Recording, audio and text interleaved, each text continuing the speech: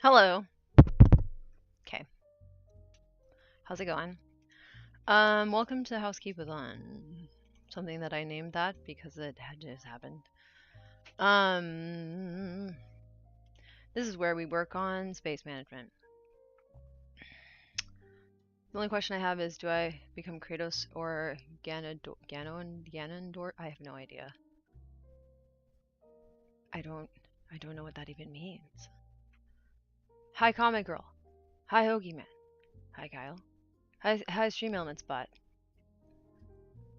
Yeah. Perfect. Okay. All right. So thanks for waiting. I was slow. Mum. Let me do one more thing. Okay. Thank you. So please figure out what you would like to accomplish today, and let me give you some like really basic parameters for what that means. You're going to use declarative memory exclusively. We're not going to do non-declarative memory because non-declarative memory sucks. Or actually, hold on. Let me start that over. I'm sure it's very nice to have it, but I have no idea because it doesn't work on my brain. So what we're going to do instead is think about facts and then think about future. Well, okay, so there's something called mental time travel. We'll call it that way, right? So part of your declarative memory is facts, like specific information about the world. Specific, right? Little tiny data point, point, line, data relationship, context, right? All that good stuff. Okay. The rest of it is stuff that's happened to you that you remember, but this is also all of your imagination. So your ability to create novel scenarios in your head and like mess around with those, that is the same region of your brain. And this is the region that I am arguing, and I think I'm correct, works just great in autistic folks, while other parts, specifically the part that puts things in a sequence, no, it doesn't work great at all. So we're going to not use that area ever again, is basically the goal. Okay, so I have multiple strategies for doing this. One of them actually is going to be utilizing ChatGPT, by the way. I've been testing it out, and it was amazing. But we're not going to worry about that quite yet. That's my idea of superimposition. So I'm going to teach ChatGPT about superimposition and see if it can remember it so then other people can use it. But yeah, anywho, your imagination is important. So you're going to think about what do you want. Look where you are right now, right? This is the beginning of the movie. Look where you are. Look where things are. Look what's going on. Now I want you to think like, what would it be like 2 seconds before the credits roll? And we're just going to get as close to that as possible, right? Like, probably this movie is going to be a multi-series installment, you know what I mean? Like, it's your personal MCU, so it's probably not going to be done in one movie. But, I want you to think about the one at the very end of the whole series, right? Episode 9. That's what you're aiming for, and nothing else. And all you're going to ask yourself is like, is this similar to that? No. All right, let's make it more similar to that, and that's it. And if you ever get discouraged, just think about the end thing, and that's it.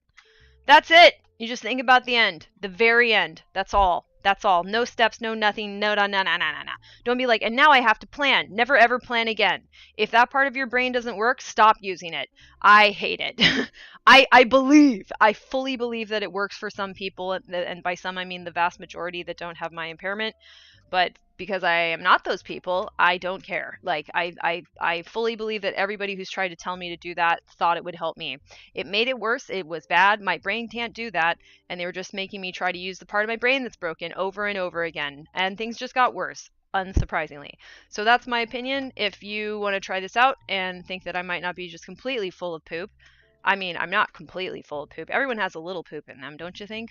But I am here to defend my hypothesis a bit, but mostly to test it. Okay? And we do this with homies, and we talk about various things and stuff. Alright, you get the idea. You probably already have the idea, but just in case somebody who hasn't been around comes in and is like, what the heck is this?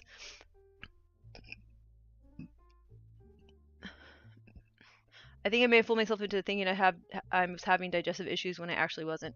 Could be just alexithymia is weird. You may be having some digestive issues. It's just really hard to tell what's going on. Okay, what am I doing? Oh, right. I need to change some settings. Yes. Okay, I'm not totally set up yet. Sorry. Truly, we do.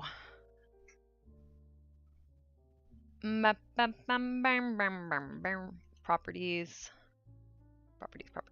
Voice and video. Okay, yeah, this is wrong. Chat. Game. Bora. Okay, I think it's good now. Okay. Cool. Hello. It's the stream that I do. Welcome to the stream. I'm going to now put a thing over my face. So enjoy getting to see what I look like. Wow. I have a face. That's great. And you get the idea. Boom. Should I leave it like that? Yeah, why not? I like to make up songs and riff them off with the jazz. They're not very long or good. And I am a spaz. But jazz is the most fun thing to make stuff up to. Try it today. Ooh,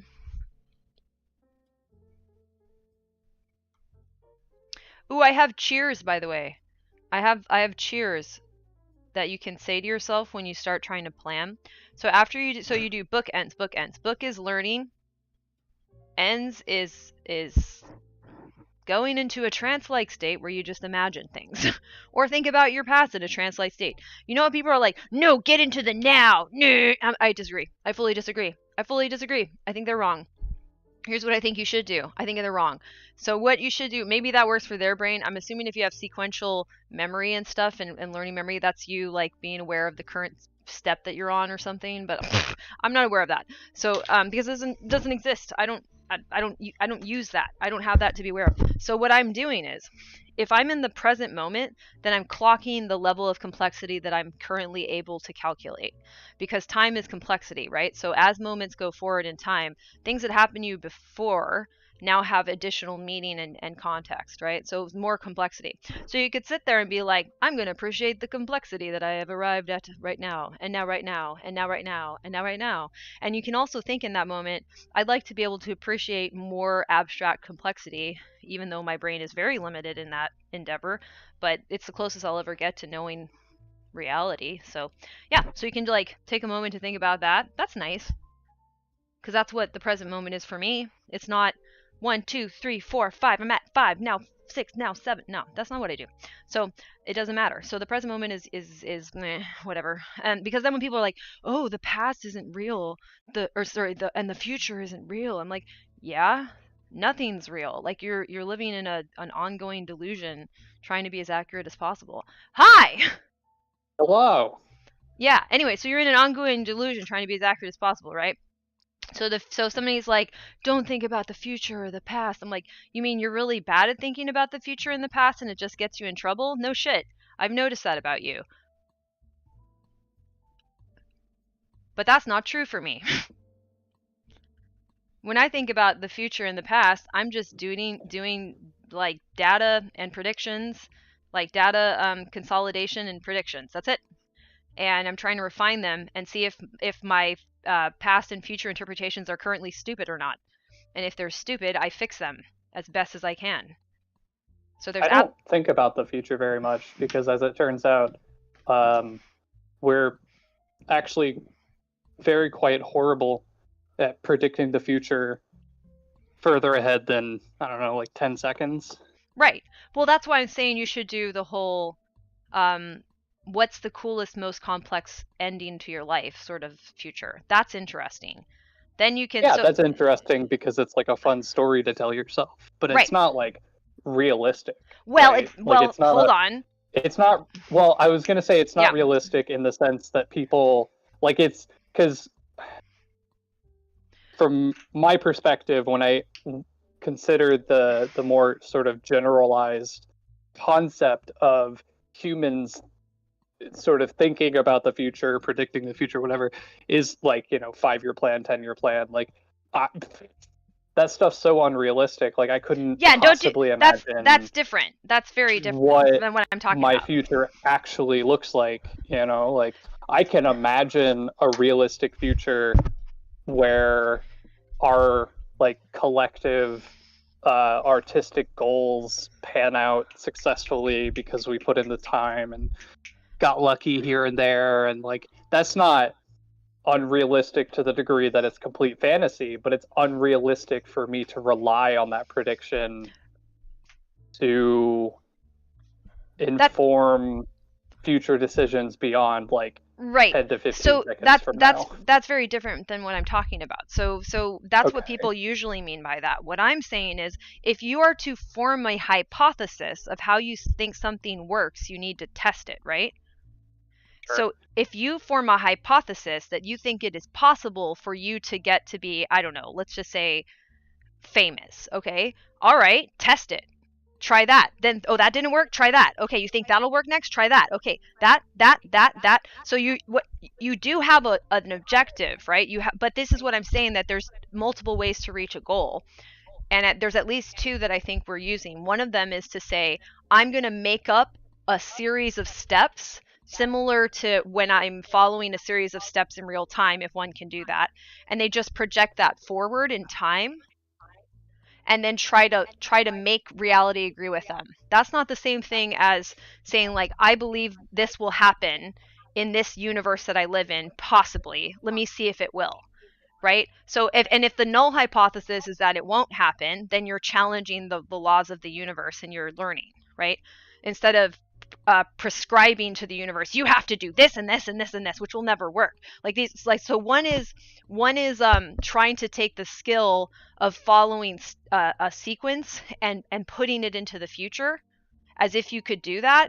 The other one Right. is creating a question that you want to investigate and then create a hypothesis around and then test the hypothesis. Right.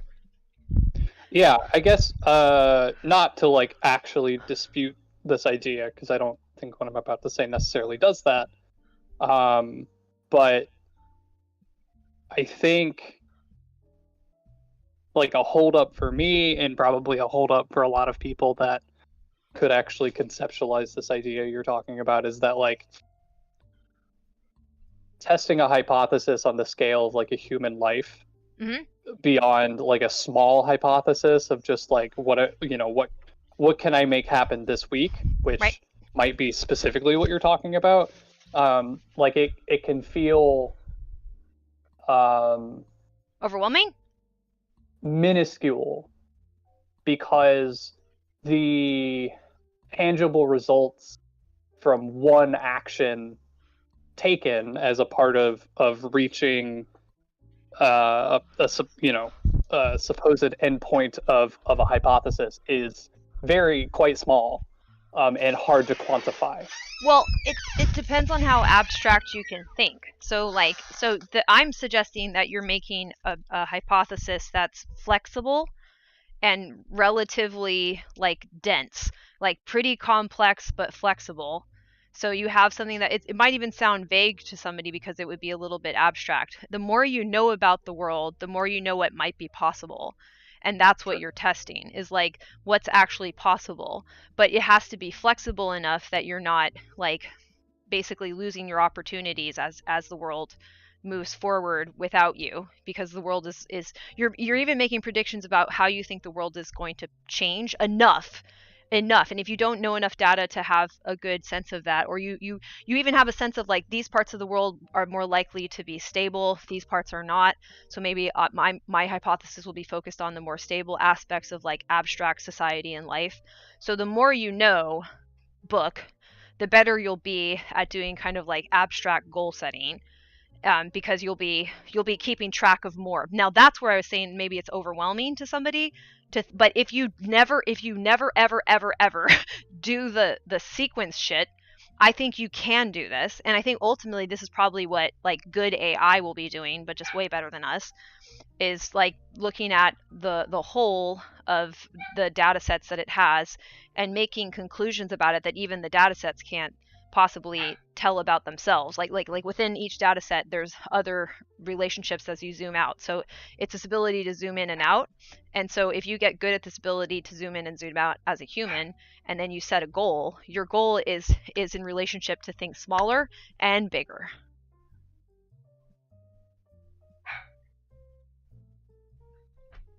But it's really abstract, so most people won't understand that you're succeeding at your goals either, right? Like it won't be in the traditional sense like I hit the bullseye. It's just going to be like, what is a bullseye?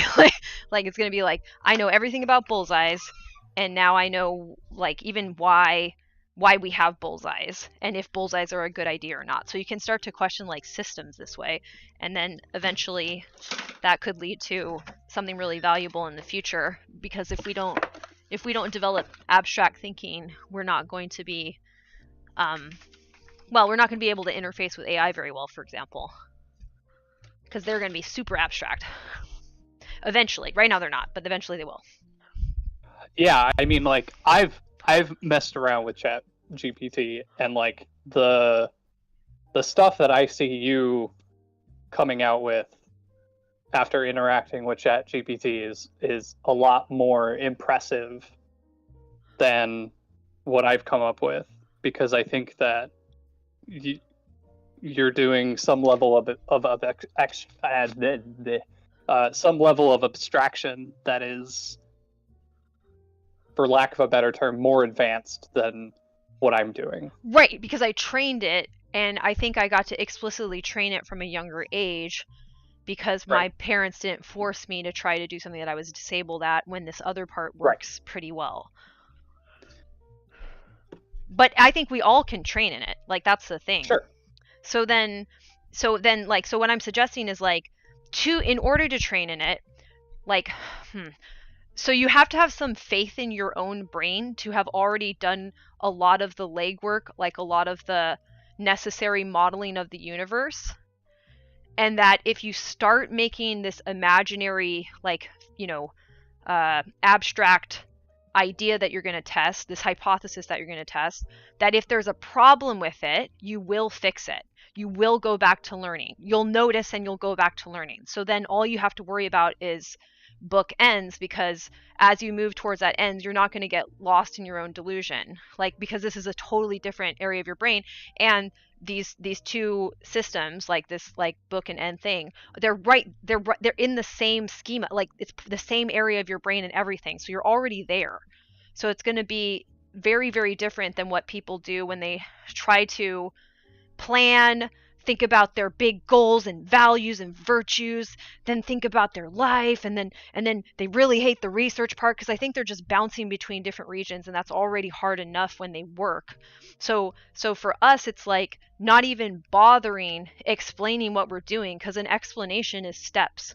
You don't have to do that. You just have to think holistically and systemically. As you get the data, you're immediately putting it into the context of your hypothesis, because that's why you're getting the data. So it's like, it looks more obsessive. I totally get that, because it's like you're just thinking about what you want to learn and test, and then refine the hypothesis and test again and refine it. And so you look fucking crazy, but everybody loves those people if you really think about it.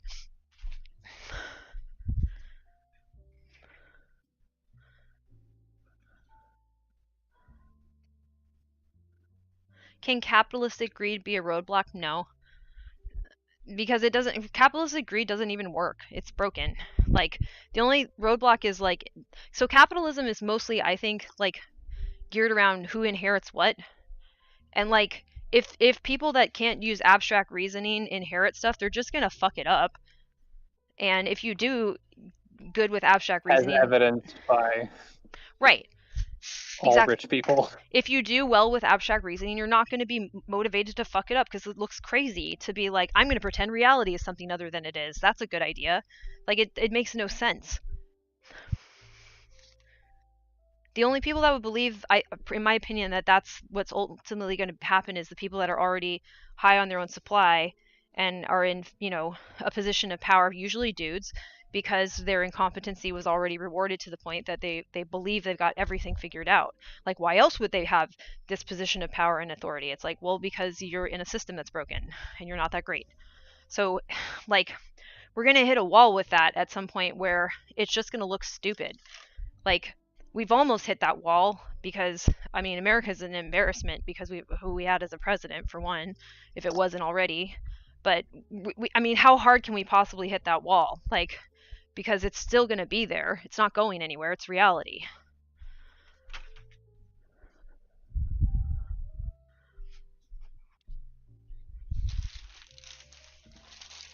Ooh, I have sodi.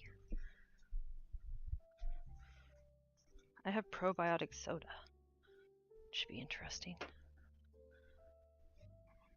Yeah, if you don't, I would recommend if you ever just never listen to his voice, like unless you absolutely have to. Yeah, just don't do it. He's a raging narcissist. Just pay attention to other stuff. Yep. And I mean, like, just to like logically sort of extract sort of forward based on what we can assume over the next 2 years. Trump's probably not going to win again. He's just like he just doesn't have the support that he had from like 2016 to 2020. It just isn't. It's very much sort of a diminished cult sort of figure, which isn't to say that there aren't equally terrifying right-wing extremists that have a chance of winning. A more terrifying, like a Ron DeSantis, who would be a goddamn terrifying president. But yeah, I mean, like, if your genuine concern is having to like listen to him again because he's in a position of authority and power, probably not likely. So I hope that's some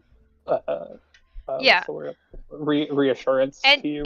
And to loop this all back in, so like how I was saying, this is a tangent, it is. So what I'm going to suggest is, like, do not worry too much about people who are thinking in these sequential ways that get them locked into alarming behaviors, because you can't stop them. So don't worry about them. If they tell you to stop what you're doing to do the sequencing, I genuinely believe it makes them feel safer, and they probably want you to be safe too, but you just have to ignore it completely, because it doesn't matter. Like, on the scale of things that I'm talking about trying to get a model of everything that's actually going on, not everything that everybody has been conditioned to care about by thinking, now I do this, now I do that, now I do this, now I do that. They're like an ant walking on one stupid little tightrope, and the rest of the universe is still out there. So you can't give a if you're watching the ants, you're basically wasting your time. Now you're watching the ants do the stupid thing. Why? As long as you're not about to be killed by a bunch of ants walking down a tightrope that turns out to be a lit fuse, don't fucking worry about it and just make your own dream. In line with what Kyle's saying in chat, like, I feel like I've been really successful recently at sort of restructuring the way I think about the thing I'm doing right now. Like, not literally right this moment, but just like conceptually. Because because I do think all my life I've been thinking about the thing I'm doing within the context of a larger step, or like a larger sequence of steps of like, okay, well, this is going to lead to that and that and that, and then I'll finally get to do the big thing that all of this is leading up to.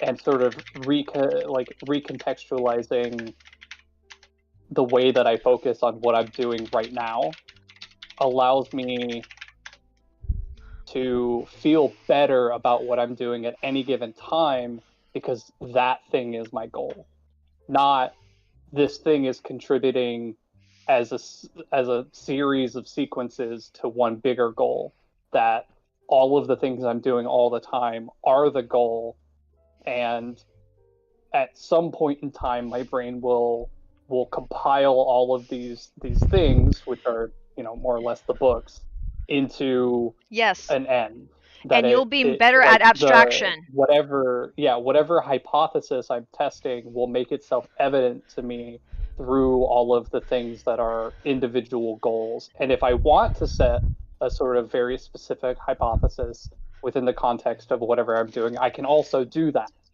Yes. And you can, so eventually, so here's my current working hypothesis that I'm testing out that I think is going to be accurate.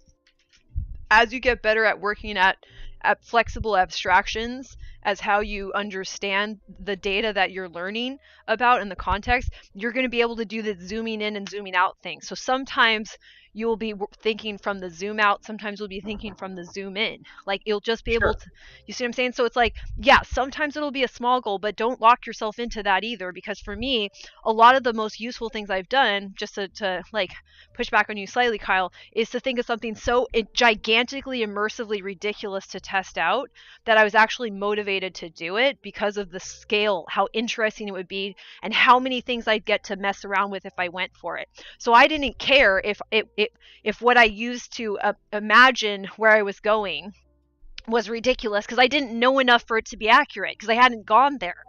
But I made it so big and so interesting and so compelling, while also still, what keeps it real is knowing that like the information that you've constructed this like fantastical universe out of is as real as you can get, and then you go towards it to see how much you got wrong. That's fun as hell, but you expect to get so much of it wrong.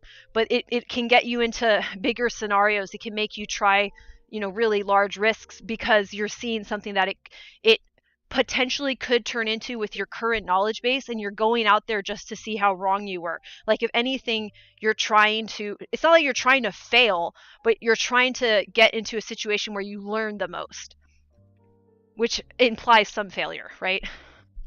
You just Always. expect it, anticipate it. Like there's no way I'm not smart enough to get it right. My brain can't do that. It's like human brains can't do that. Our brains are kind of whatever. They're fine. They're great. They have potential, but they're not that amazing. So then when you get past that, you're good. They're not magical, right? Like they're quite impressive, clearly, but they're not magical. They're not. They can't just magically come up with answers because we self-aggrandize ourselves, right? Like that's not how that works. Yeah. And I think it's kind of common to see that as a bad thing. Yeah. Well, we have this idea of like, oh, no limits. I'm like, limits are great. What are you talking about? Like, we think that if something has limits, well, I'm like, so if something doesn't have limits, then it is in too high of a position of authority and is abusing people. Like, limits mean that like you're sensitive to your environment, and then like how are you ever going to live without an environment? It just makes no sense. Like, so it should be good to think that like you're going to hit limits. That is good. Like that's the nature of reality. Like what? What? No, I've been told my whole life that sky's the limit. Right, no. And the sky is limitless, so that means there is no limit. And you can't tell me otherwise.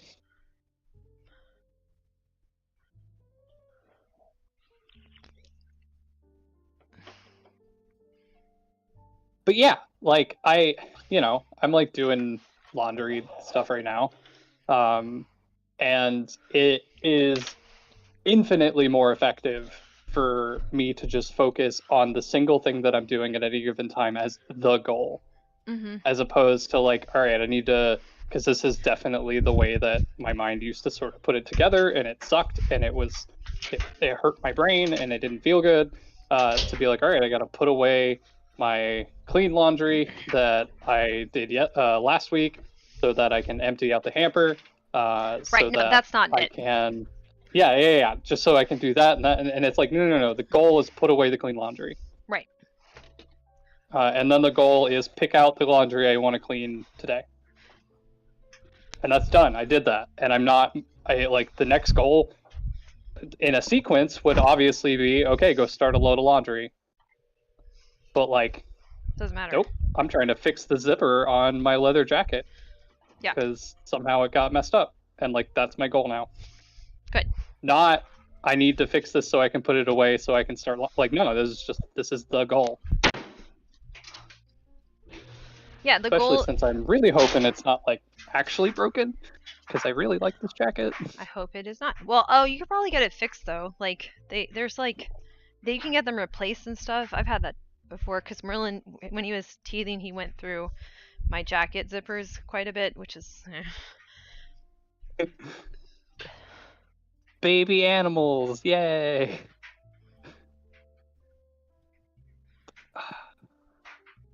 Okay, I think we're good. It was just like all bunched up and weird, and it was doing that thing where the zipper is like between two open spots. Mm-hmm. You know, so you can't like zip it back up.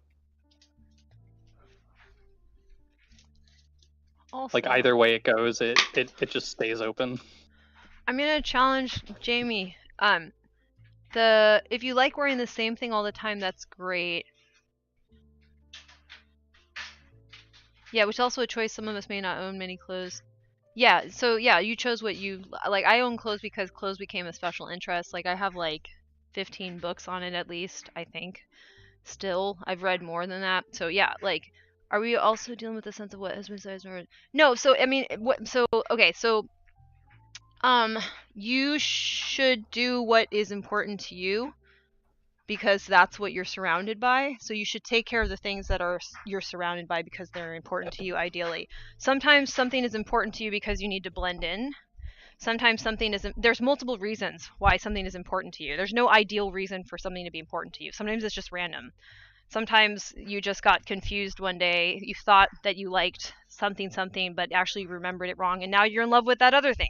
Like, so human interest is super bizarre, and sometimes you have to pretend you have different interests than you actually do in order to be, socially predictable. But who cares? Like if you're in your own house, like do whatever the hell you want. Like there's no like, you're not a normal person police in your house. Like fuck them. So yeah, like my house looks weird. Like, Rowan, you've been to my room. Does my room look weird? Yep. Who gives a shit?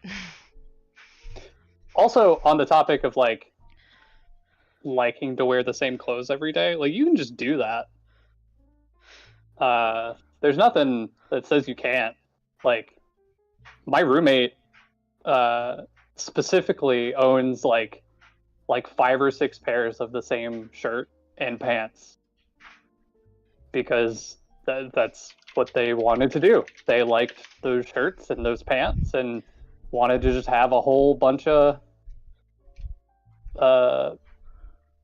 copies of it so that they could wear those all the time if they wanted to.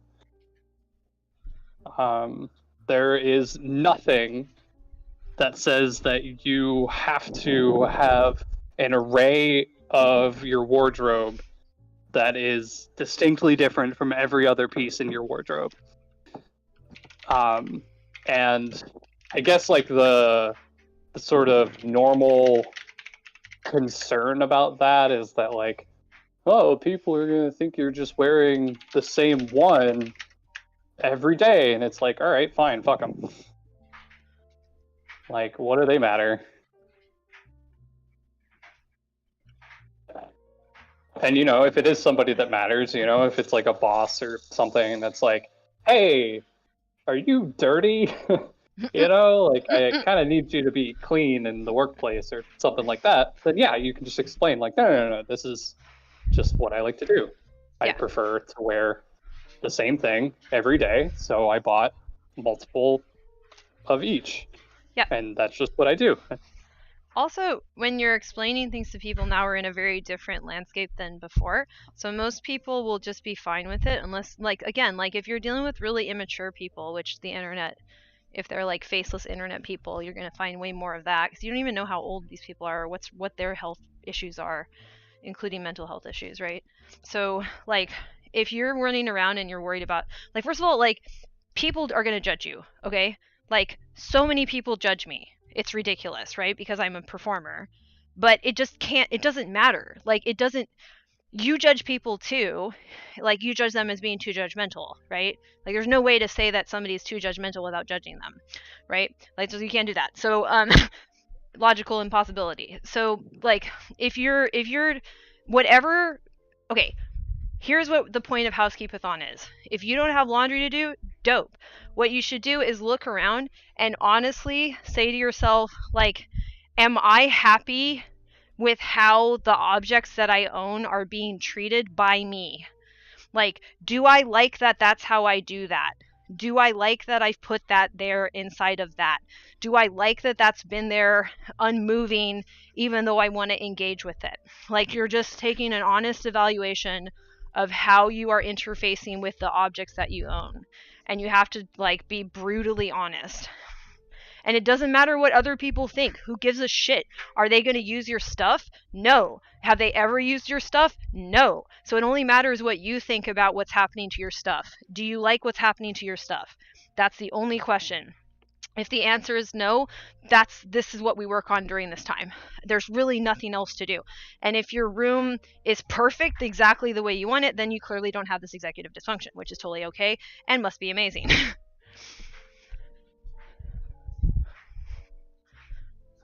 I wish I could feel like that ever, but I can't. So that's why we do this.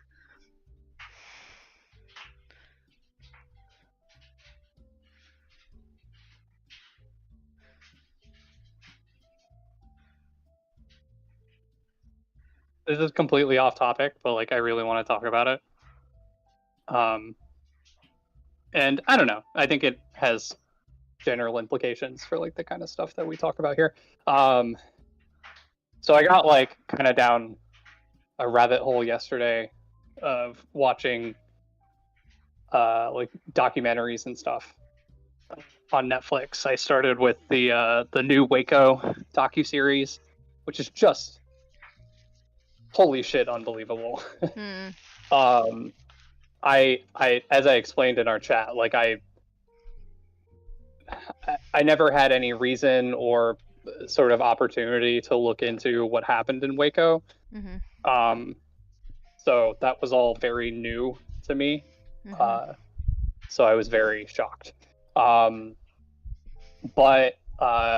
as I continued down the rabbit hole of watching more documentaries and docuseries and stuff, I came across one about Elisa Lam, which I'm assuming you're probably familiar with. Most people are.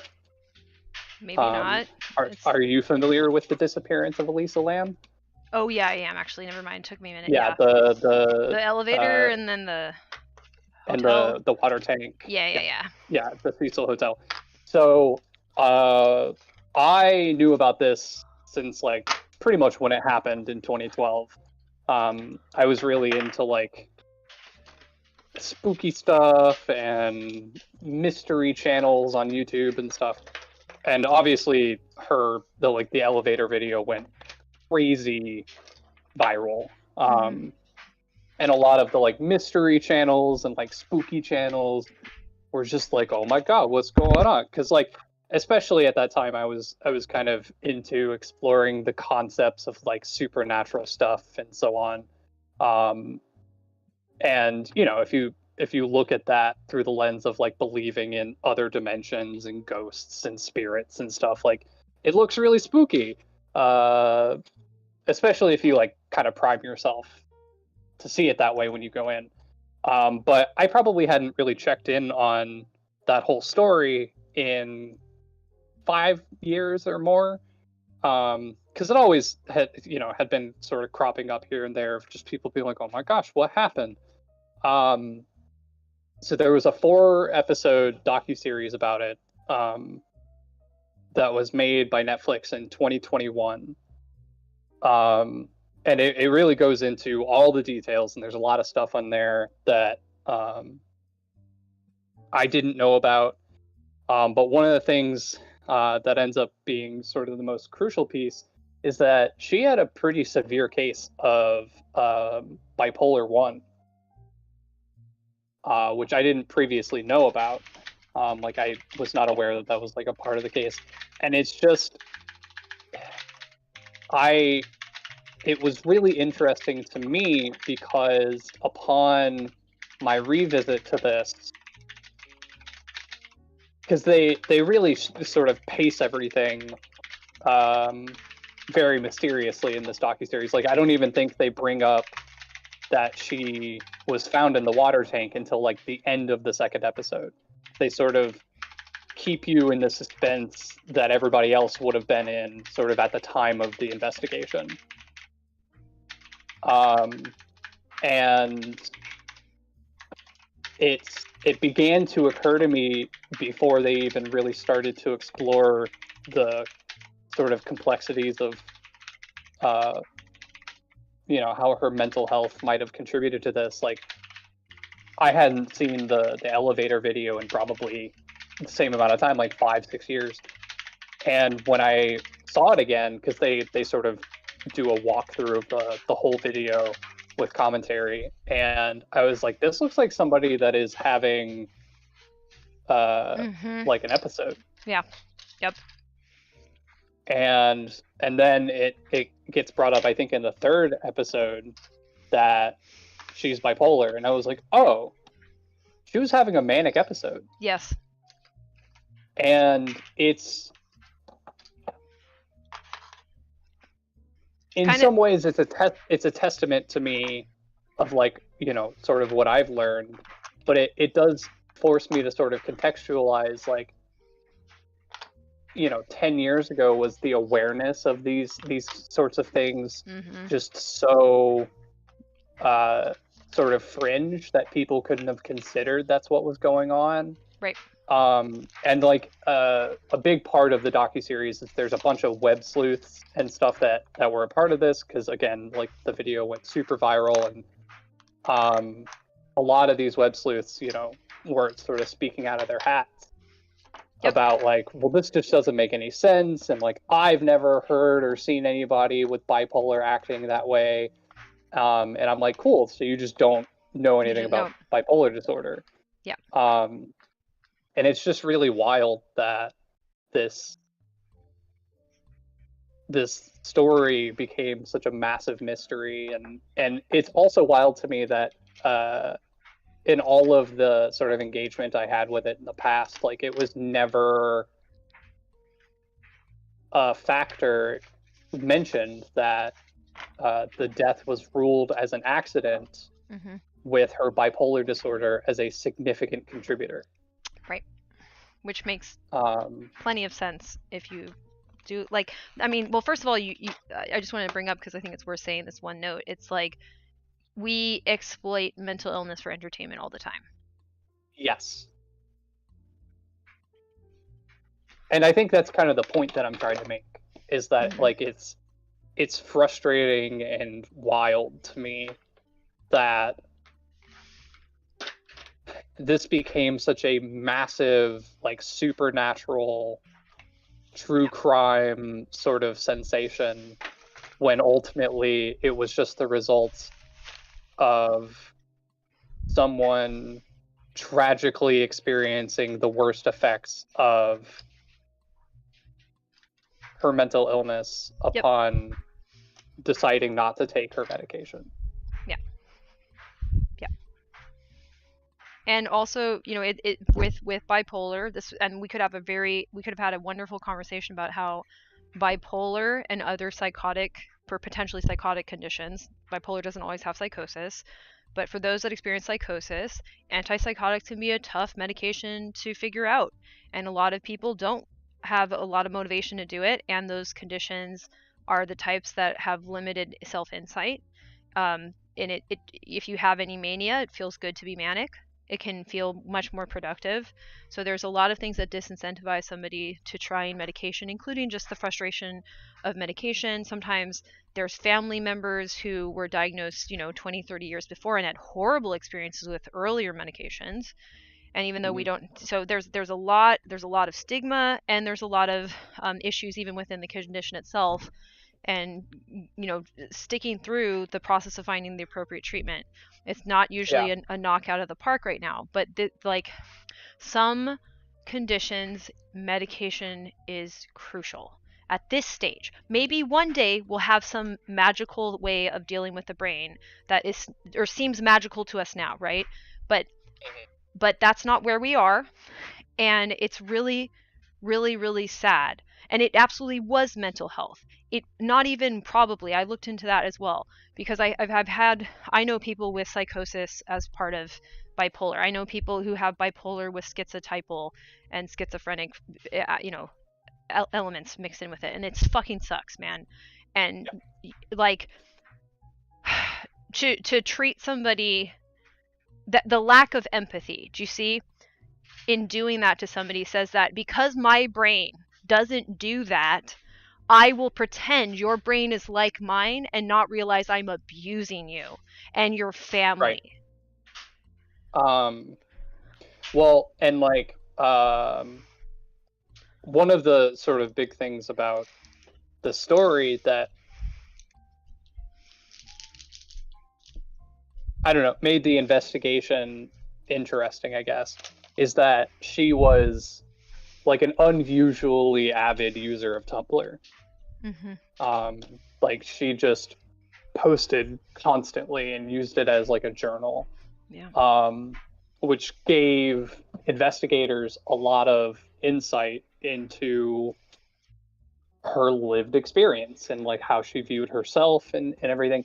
And like one of the things that sort of comes to light in sort of in the context of her mental illness and not taking her medications and so on is that she was under this immense pressure that she perceived, and I mean is true, that she was under all this pressure to be normal.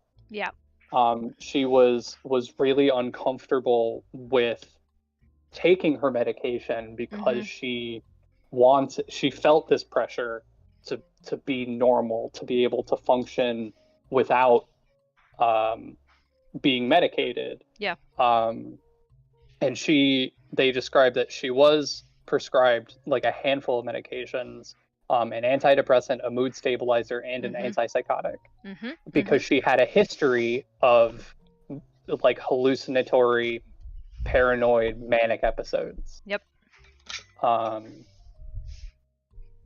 And yeah, I mean, it's really like I don't know. The story just hit me so much harder this time around in such a different way, because like, my engagement with it before was like, ooh, this is spooky and mysterious, wow, I wonder what happened. And now I'm just like, oh, this is a woman that just was under such an immense amount of pressure to be a certain way when she couldn't, and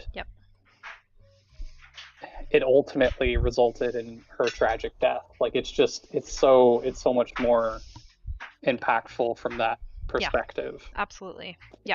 And also I want to say, like, so I do better on medication, right? And occasionally the main thing that the two medications that I am on, people have opinions of both of them. One, they'll say that, oh, you're on speed. And the other one, they'll say that, like, oh, the pharmaceutical industry has told everyone that they have depression, and really you just have to eat a bunch of vegetables or some shit. And I was like, dude, stop. Like, just stop. I don't know why this is the best solution for now, but I've been every version of every healthy, schmelthy, whatever fucking thing, because I was a ballet dancer, and I have people that have never eaten like as quote unquote clean as I have, and even I'd be concerned that they would develop a fucking eating disorder the way they're talking, coming at me because I take Vyvanse and I take fluoxetine. I'm like, so I even take a super low dose, so I can throw that out of my back pocket like, oh, I take a low dose, so shut the fuck up. But they just keep going on with this stuff where it's like, look, it must be really swell to be able to talk about this and not realize the implications of what you're saying. Just let people try medication. Holy shit. Like, it's not the end. Like, granted, you should be very informed. And I think that if you don't like the doctor you're talking with, get a second opinion, get a third opinion. Find a doctor that you really, really like. Take your time. The process may suck to get to the medication, especially if you have to deal with something like a psychotic condition. That it can be a little bit challenging, but that's fine. And everybody that doesn't understand that is not helping people with mental illness. They're just making a fucking dog and pony show out of people that need help. Yes. Very well said.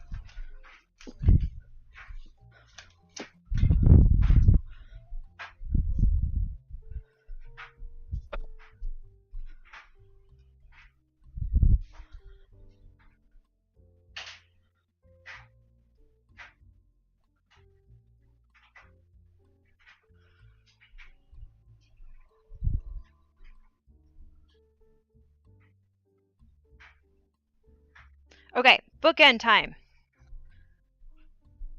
All right, I'm going to get back into my bookends. Okay, so all that to say, that's part of the data. I'll give us some leeway to like know that, again, you can scale out, scale in, right? So part of what might be happening when you look at your space is thinking like, oh, this looks like the space that a crazy person lives in, and being crazy is bad and blah blah. We absorb so many stupid messages from our media, and we can definitely get pissed off and analyze that later, but now let's create the world free of that.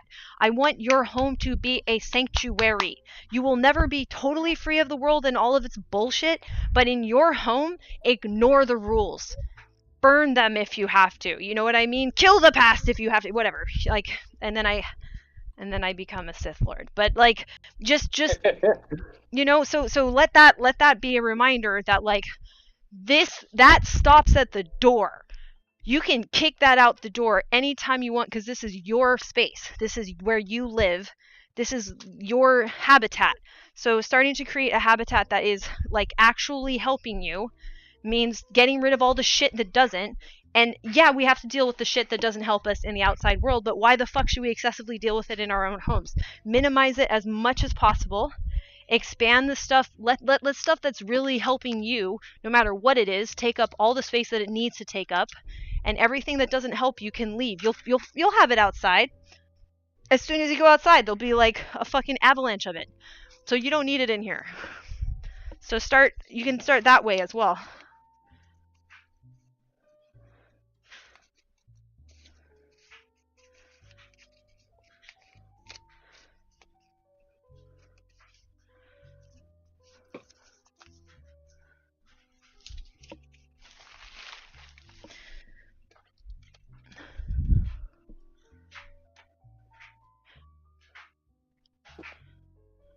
Nah, and we used to, that's only because, the only reason that happens is because we had factories, right? So I needed people to go to the factories. Well, maybe not the only, but one obvious reason that I've learned recently, and I was like, oh, that is so obvious, is that there was factories. We used to have workshops at home. So just make it a workshop again. We're moving back in that direction anyway. If you're not going to be a factory worker, then don't be a factory worker, and make this an environment that you can do work that you could get paid for alternatively for. You know what I mean? So it's like, I know that work is a major concern for a lot of people, but let's look at that too. So I'm concerned about work. This is probably a good thing for me to talk about while I'm doing this. I'm very concerned about work.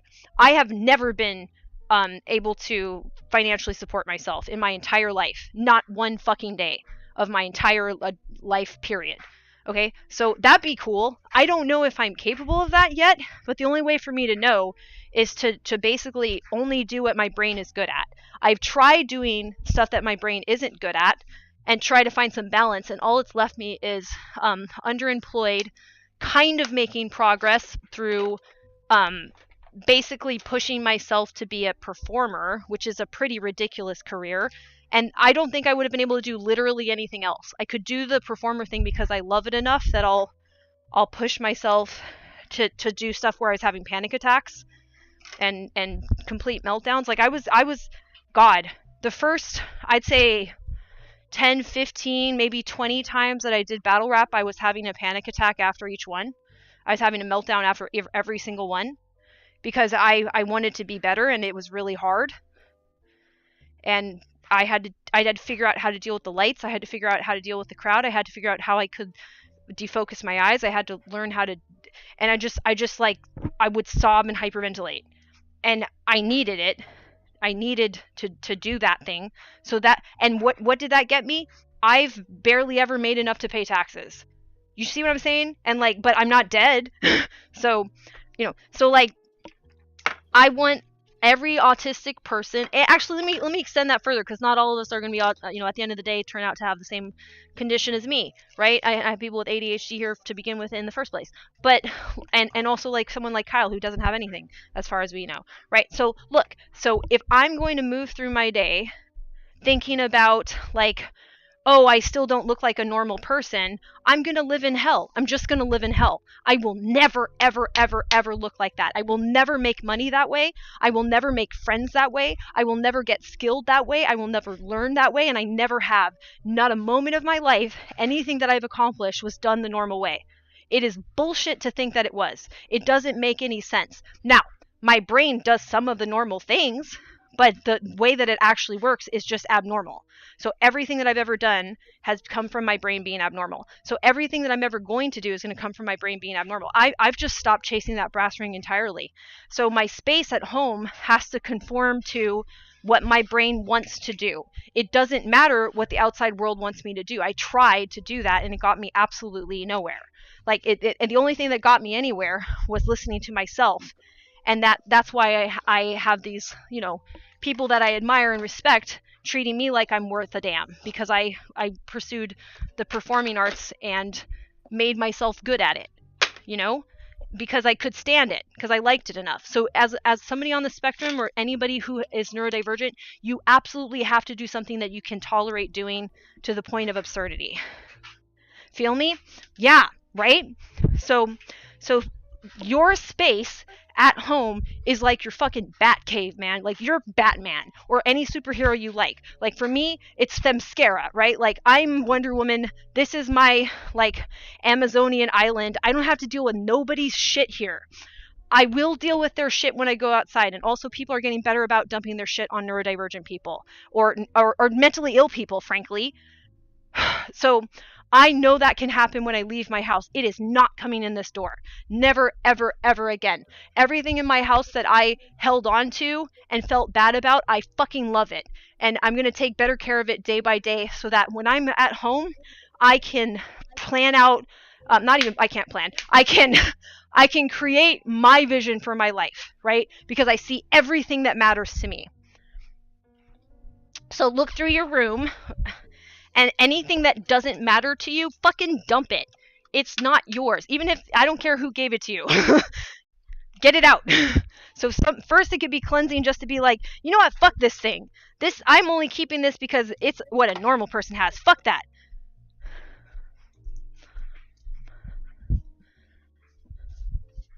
This might be generally unpopular as an opinion, but I think sentimentality is super overrated anyway. Yeah. It's actually one of the few reasons why I think I've ever had a reasonably manageable space as an adult. Because in my early 20s, I sort of discarded with the idea of sentimentality. There are exceptions. Yes. Certainly. But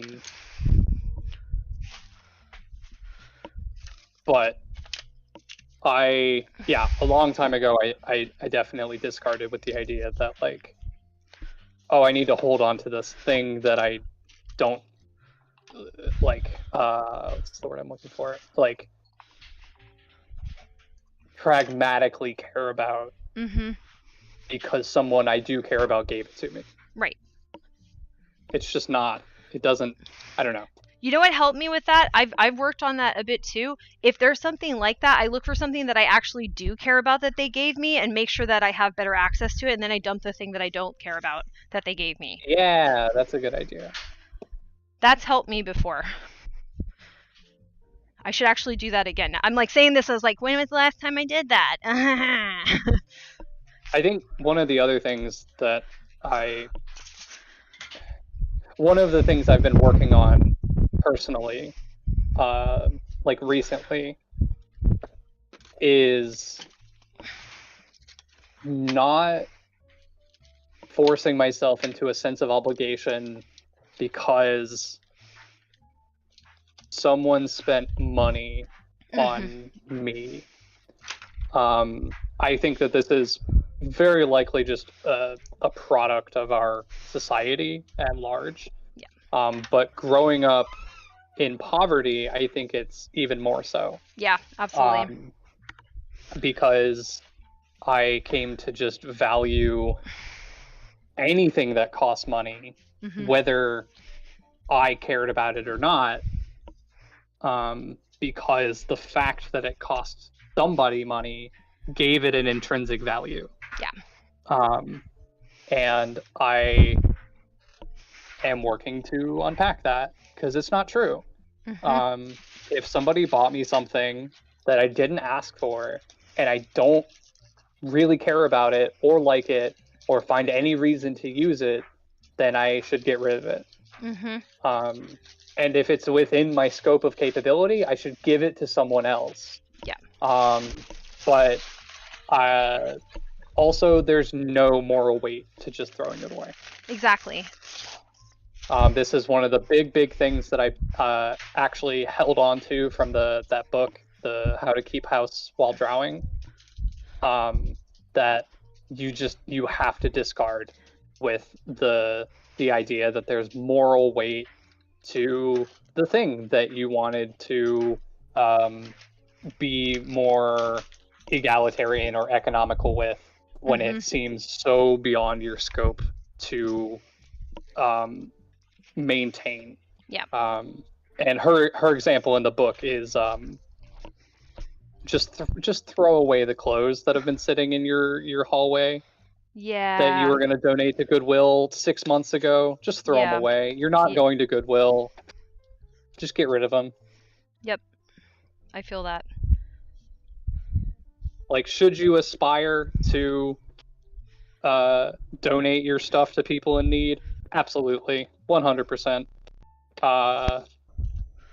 Are you required to morally? Absolutely not. Yeah. Also, if anyone ever gets in that trap, there are drop-off boxes that might be in your neighborhood, and that's the only way that I've ever been able to actually do it. So if there isn't a drop-off box, just assume it can't happen. But if there is, maybe you can take it, 3 to 7 blocks away or something. But yeah, if it's not like within walking distance, you're not doing it. And you'll probably drive to it anyway. Yeah, I like that. But yeah, caveat, because I have had success with those boxes, but if not, if they're Caveats not are good. close by. Cool. Yeah, so yeah, aggressively looking through your shit and just being like, who is this my shit or is this somebody else's shit? And like, who is that person? Like, is it you know whose shit it is? It's probably the person who you think people want you to be, and then they'd like you. Fuck that person. That person's a tyrant king of bullshit. And also not you. Yeah. Like, very definitively not you. Right. So then you don't have to worry about that phantom's shit. Yeah. That person doesn't get to dictate who you are and what you do with your stuff. Right. And they're not around to handle their stuff, so, that's on them. They should have been here to take care of their shit. Exactly. And they're not, so get rid of it. Yeah, precisely that.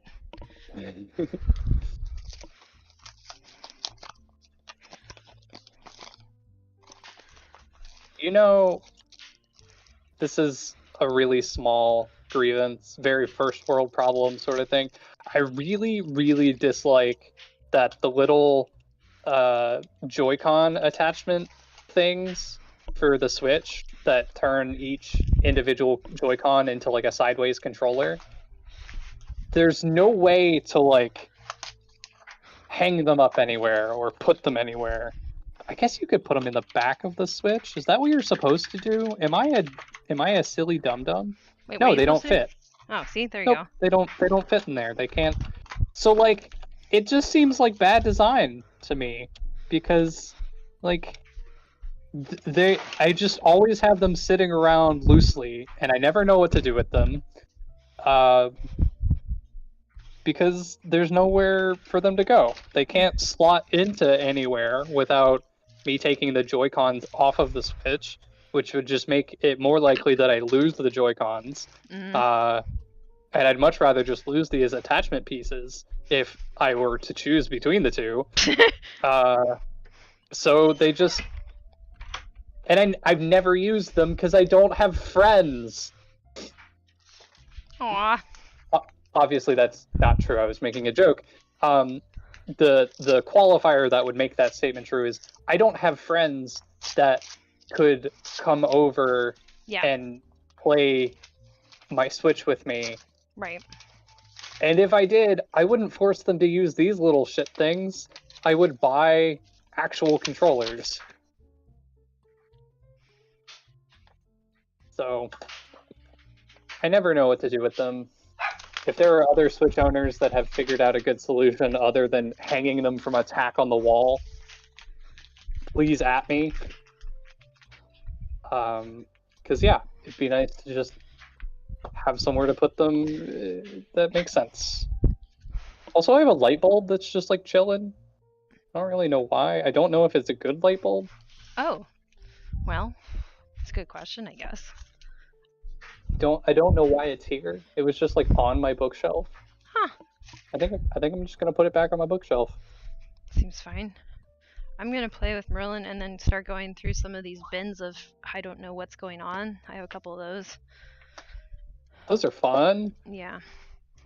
They said sarcastically. Mm-hmm. I do have the contacts that I've been meaning to try, so that's good. Something. Okay, I'm officially considering myself done with this corner of my room. Hooray! Because to go any further with it would, I think, be unhelpful. Fair enough. No, I'm gonna sit down for a bit. Yay! I'm sitting while I do this part of my tasks. It's nice. Oh shit, is that what I think it is? Oh no, it's not. Well, actually it kinda is. Yeah, it's support. Talking about the little pointless attachers to the Joy-Cons. When is a dog and he's cute and a dog. Wow, look at that dog. Okay.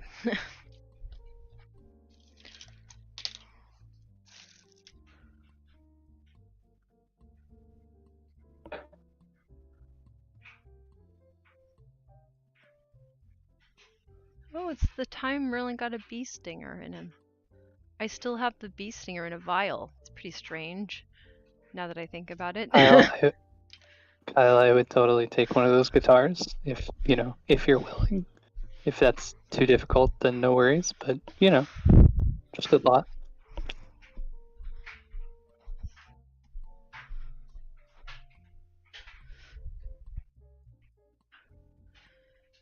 You do have the ability. Yeah, most people have the ability to sequence. So I think that like it's probably better to learn how to do this other stuff more and more and more in the current society.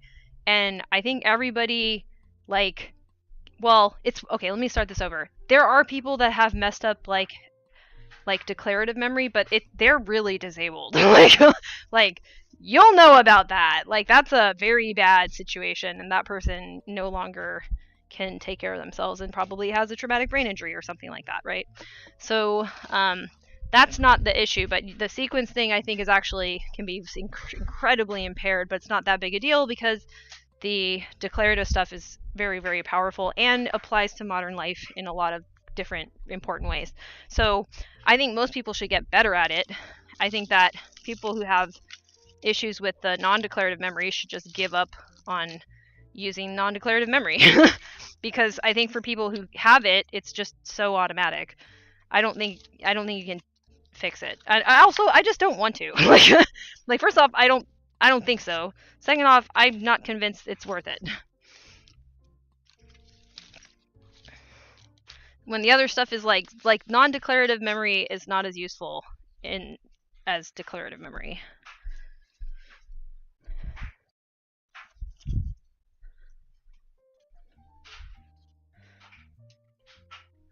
Now, that said, like, I think we should start, people who have, like, non-declarative memory problems should probably have AI fill in the blank for them. But, yeah, that would help everybody to work on more declarative memory skills and abstractions and stuff, which I'm working on right now. And I'll be able to talk more about that in a future time when I know more. But I'm working on it. So there.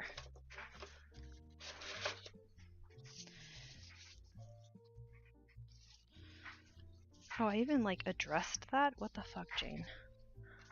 I didn't know I did all that. Alright.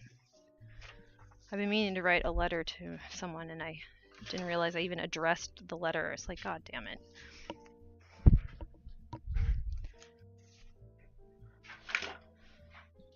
I got further than I thought I did. But that's because I couldn't keep track of it. Ha ha ha. How should I know how far I got in something? That's a completely different brain region than what I have access to, clearly. Okay. Let's do it like this.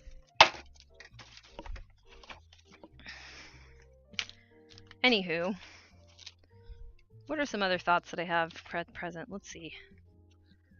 Don't know.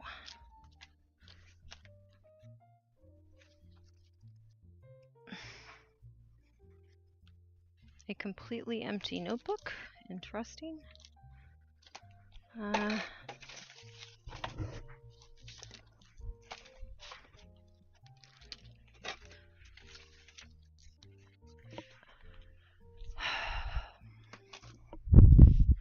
Holy shit. Huh? Pink Floyd's Dark Side of the Moon is 50 years old this year. Wow. It's wild. We're all old now. Feels that way. We're like new old. You know what I mean? We'll be like old later. I was having a conversation with Aiden the other day, and they're like, I'm just getting to the point where when people ask my age, I just tell them that I'm in my 30s. Mm-hmm. And I'm like, that is the perfect response. Yeah.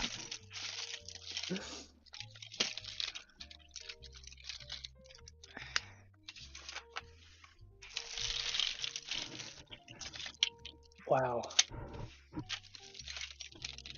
I do feel old. Yeah, I'm gonna be 30 in But again, that's just 4 months almost. You're new old. Yeah. You can just tell people I'm newly new old. Yeah. You're not. Dark Side of the Moon was such a formative album for me.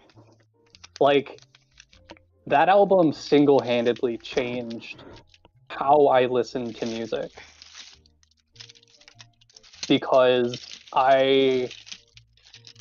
prior to Dark Side of the Moon, I had never listened to an album that was intended to be listened to from start to finish.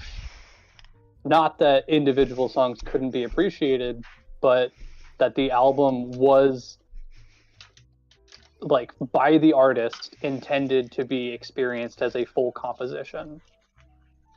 And even to this day, you know, that was 10 years ago, 12 years ago.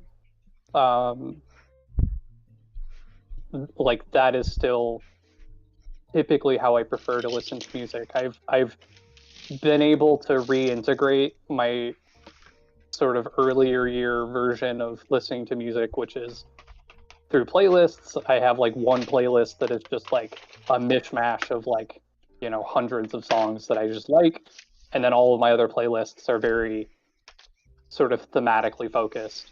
But my primary preference for listening to music is still to just listen by album.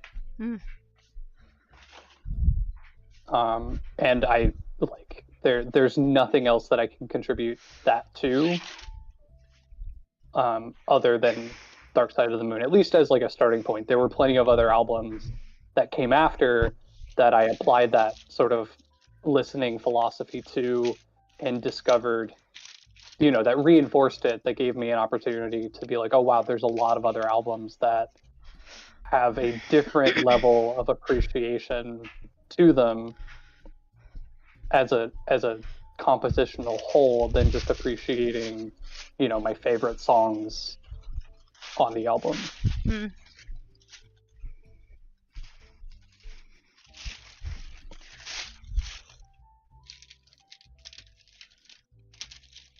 Tool did that for sure.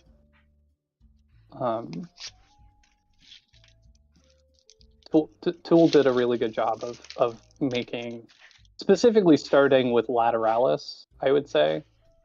Their earlier albums were less compositionally focused, but definitely starting with Lateralis, their albums became these sort of compositional megaliths that were best appreciated as a whole.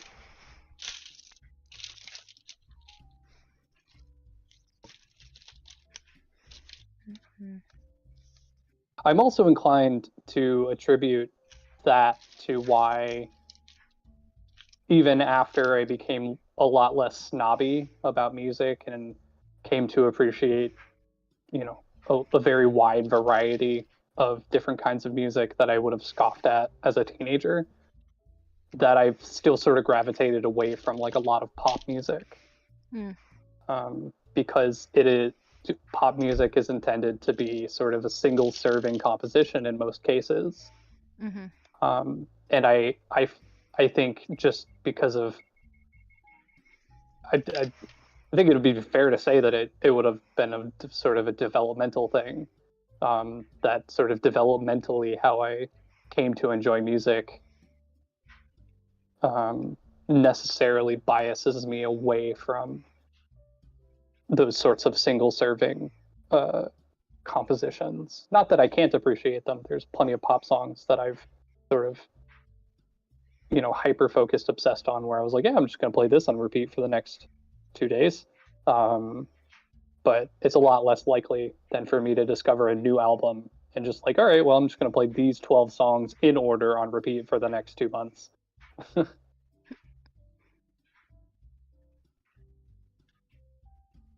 Anyway, thanks for coming to my TED Talk about listening to music. Yay!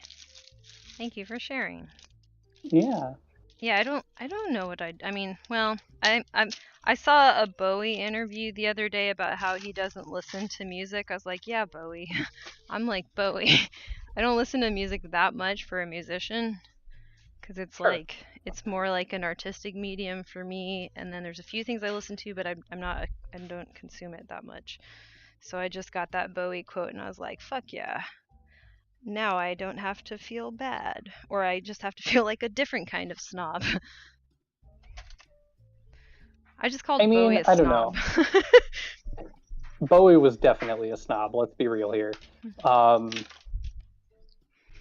But I don't know. I think I don't think that's that uncommon. I've definitely heard a lot of interviews with musicians that admit that they don't really listen to a lot of music. And when they do, it's sort of an artistic, inspirational sort of through line. I kind of just want to know what people Also, are thinking about a little bit, and then sure. I'm good. It's also really common for musicians to not listen to the music that is thematically similar to what they make. Yeah. Like a lot of metal artists do not listen to metal bands that are similar to them or at all, right? Mm-hmm. I typically will refer to Polyphia on this sort of train of thought because specifically Tim Henson, because the other members of the band are I don't know, a little bit more consistent in their interests with the type of music that they make. And they all sort of got their influence at a younger age from progressive rock and metal music and death metal and so on. But like Tim Henson and their other guitarist, Scott LePage, they've both said quite clearly that they don't really listen to metal music at all. They mostly listen to hip hop and pop, despite being, you know, prolific guitarists. That makes sense to me, though. Like, yeah, I don't know. Like, if you listen to stuff in your own genre too much, then like, I don't know, aren't you gonna just start copying people by accident? Yeah, and that's often the reason given, especially metal artists, because it's such a amorphous sort of genre of music. I've definitely gotten that sentiment a lot, that they don't listen to other metal bands because they don't want to sort of like osmosis steal their thing. Yeah. They'd rather, if they're going to sort of end up having that happen, just collaborate with that artist, just write some music with that person together. Yeah. Because also, like, you know, you got to think like that artist has probably already moved on from whatever they were doing, because that thing probably got recorded like who knows how long ago. It could be anywhere from like 2 months to 2 years. You don't know, or more even sometimes. Right. Which, I mean, I especially would be true now, right? Like, not just with the pandemic, but just with how technology is progressing. Like, people have scratches and things on the back burner for years before somebody they will figure out how to make it into a fully fleshed song. Also, potentially, you know, somebody will just hear a scratch they forgot about and be like, oh, you need to release this, man. And this thing could be super old, and they'll just redo it. And it's an idea that they had when they were in a completely different life phase, you know? That happens. Right, like when did you write and record Brain? 3 years ago? Probably. Yeah, and when you first showed it to me, you were just like, oh, it's just the silly thing I did for fun. And I was like, what? No, you should release this. This is great. Right. Oh, we need to make art for that. Yeah, I was actually thinking about that the other day. I wanted to toss up a quick draft of the design we thought about. I'll check what's up. I made sure that Voltaire has the extended so that they can write to it. I'll check what they've done. Okay, cool. Oh, I had Jamie used the word loops back in chat, and I knew that there was something I wanted to talk about when I joined a little bit ago, and I just remembered what it was. And this is probably already evident to you, but it was sort of a small epiphany for me, that like nano loops work for us because it necessarily opens a, how should I say this? A natural line of sequencing without us having to sequence. Right. Right? Because the whole idea of sort of how... A nano loop is a bookend. Yeah, it's a bookend. Exactly. It's like our entire method of doing things is going to be involving doing something and then moving on to the next thing that logically follows, whatever logic that may be, because it's similar, because, you know, whatever, you know, fits. And that's literally what nano loops are. Like, okay, I opened the book, can't do anything else, close the book. But it always creates, it opens that line of sequencing that, like, okay, I opened the book, oh, well, let me write a thing down real quick. Like, that's just the thing that happens next. It's and just then a you very... write it down, you're like, close the book. And then it's a very short film, you see? It's a short student film. This one is a commercial, you know what I mean? Like, that's all you're doing. It's just, but it's still complete. Maybe that's the best way to think of it, right? It's like, it's a. Yeah, I mean that it's complete. You're done once you hit the end. Whether it doesn't matter what you did in between because you didn't create a sequence, Mm-hmm. right? When you create a sequence and you only do the first and last thing, you failed Yep. because there were all these steps that you didn't do. You didn't accomplish your goal because you didn't you didn't complete all these steps. But when the only step that there is the first one, you just do the book, you know, whatever comes next could be the end and then it's done. Right. And it's well, and the thing about this is what I liked about, because I didn't start that. That was given to me by Vogel, Right. right? I've Yeah. well, and I've seen that in a variety of other places since then, Right. right? It is definitely sort of in the public consciousness around autistic people and Yeah. neurodivergence and So stuff. so then my advance into it then is I'm saying that what was important is that I knew I was going to open it and I knew I was going to close it, right? So I have the knowledge, and that's like let me put it this way. Knowing even how I'm going to start it isn't what's as important as knowing that it ends. Like, I think you could even potentially skip the like sit down open book. All you have to think is I'm going to have to close the book. Well, shit, it's already closed. So, you know what I mean? Do you see what I'm saying? So, like the book part is actually, now that I think about it, the book part is still separate of just like knowing that, like, if I'm going to close the book, I have to know the book exists, right? I have to know what books are and how one uses a book. So actually, I think, technically speaking, that would have been more effective and will be more effective if I just think about, like, the last thing that absolutely needs to happen. Like for example, let's say I want to use Chat GPT again to work on superimposition, right? So if the last thing is tell ChatGPT the prompt, and I know after I do that I can stop, I there's no way for me to fuck that up. Like in that, like, well, I absolutely have to have the prompt has to be typed up. I can't tell him something that I didn't type. So if I trap myself in a logical disaster where I know there's only two things, right? And then I'm like, well, I'm definitely going to do this thing at the end, then it implies I have to do the thing that makes that like I have to do the thing that can enable me to close an already closed book, is what I'm saying.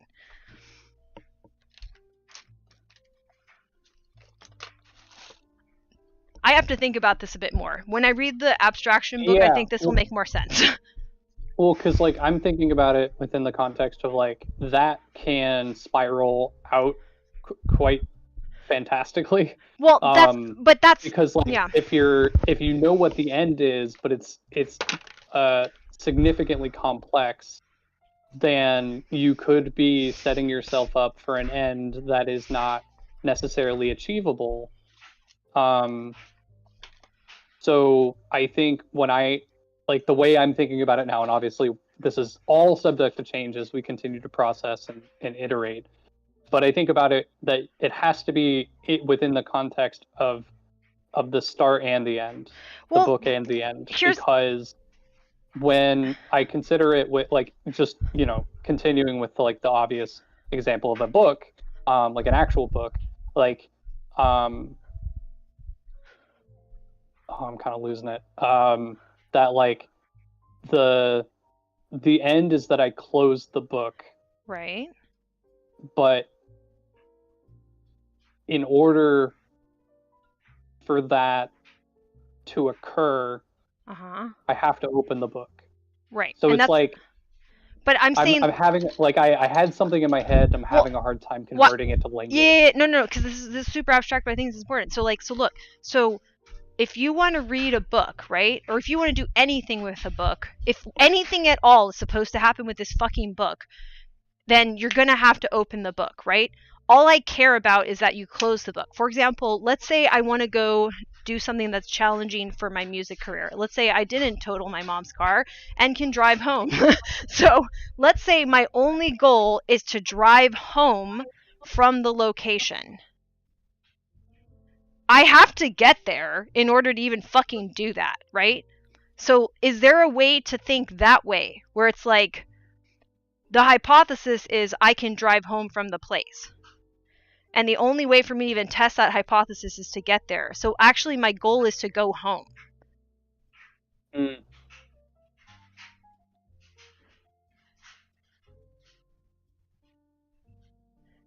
I think I'm getting like stuck in the idea of like setting yourself up to fail, and that's not necessarily so bad.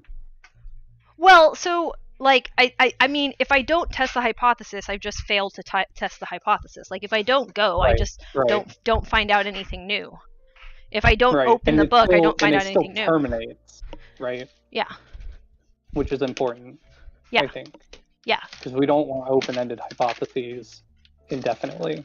No. Yeah. You Some have to. are Yeah. fine because they might be very long, sort of complicated, complex hypotheses that need a lot of data. But typically, we don't want too many that are open-ended because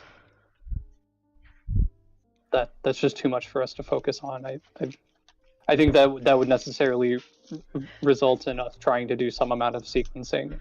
Well, that's where we don't want to do that. That's where I'm saying it's like, so if you think abstractly enough, you should be able to know that like there's infinite ways for me to close this book ultimately, right? Like there's a whole bunch of weird things I could do with the book to finally get it closed. If my goal is just to close the book, even some of those stupid infinity ways that I test out might even be interesting. I don't give a shit. You see what I'm saying? Like it kind of opens up the possibility for you to just do random play, which might be good, I'm thinking currently.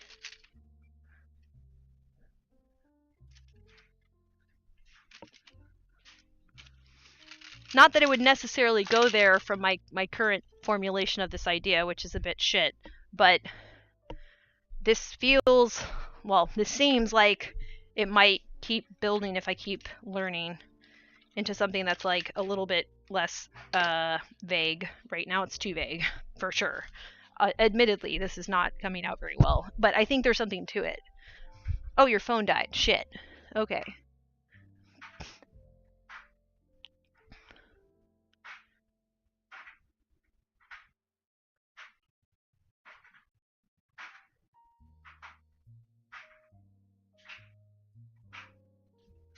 Yeah, and for me it's like, I think like I don't know if I have a comfort zone per se. I feel like my comfort zone is sleeping. Like if I'm comfortable, I'm asleep. Is kind of my vibe, or I'm falling asleep. Because I have a sort of like hyperactive sort of brain when it comes to learning. It loves learning a lot, like maybe perhaps too much. But so okay, so what I'm saying is that like if your goal is to do something as a finishing action, then it's less important what you do to get to that finishing action, because you're possibly just exploring new ways of thinking or being, which you wouldn't do if you hadn't set the expectation for yourself that, well, I just have to be able to close the book. Like I could do so many weird things with the book. Like one time I was kind of a shit experience, to be honest, but I was hired on as like a what you call it? Damn it, now I can't think of the name. Choreographer. Hello. For a musical. It was weird, but I made choreography with a book because they were supposed to be in like a class, and I made this really dope choreography with like opening and closing books. So that's one thing you could do, and then end with the book closed. That still counts, and that's very, very interesting. So I think like pushing for more and more interesting things as a feature of like how you make your goals, like creating opportunities to play. I also got a book that's a treatise and study of Mr. Rogers' approach to teaching and play and stuff, and that seems to have echoes of this idea too, so that'll be something that I read in the near future. And this is why I'm doing Housekeep-a-thon, so I have the bandwidth physically and mentally and lifely to do that reading. Because I lost the thread on how I was thinking. Yeah, well, I mean, the threads that I'm giving you to work with are also not put together very well. So thank you for managing with it anyway.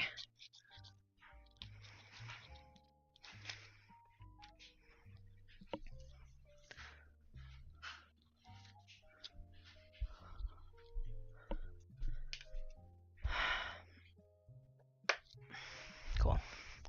Whoops. I forgot to give Merlin his med. Let me give it to him now. Merlin! He gets it snuck into some chicken.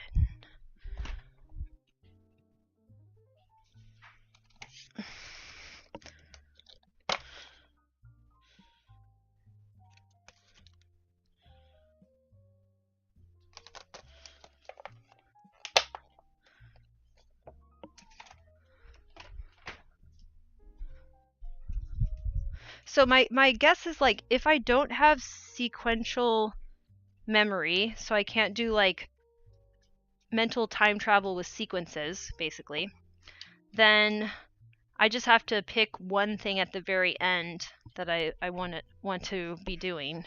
And by doing, I mean, like, literally doing, like, motor neurons are moving body thing. Yeah. So if I have a correlate, which becomes paid. If only we have the end, then it goes to what should I do first kind of. Well, and then the what should I do first is like, I don't know, it's like, what should I do first is like, what do I know about the world? Right? Like, if you just, I'm saying that, like, even in order to figure out, okay, so here's the thing. How do you pick which bookend you should be working on? So I'm saying, like, the book part is really, like, what do I know about the world? And, like, this is why this puzzle thing might be a good idea, is then I can look at these and be like, oh, things I know about the world. Look at all of it, maybe, or some of it. Look at whatever. Oh, shit, you know. Be like, oh, those are things I know about the world. I can't hold them in my head very well, but I do still know those indeed. And then you go, like, okay, what's the hypothesis that I need to test about these things? Okay, what does it look like when I've done the test? All right, that means I've closed the book. Okay, the test is done. What does done look like for that? But getting to, like, what you actually, choosing what you want to do, that's what I'm kind of, like, poking at a little bit. I'm not quite sure what to do with that yet. It will make sense later, though, I think.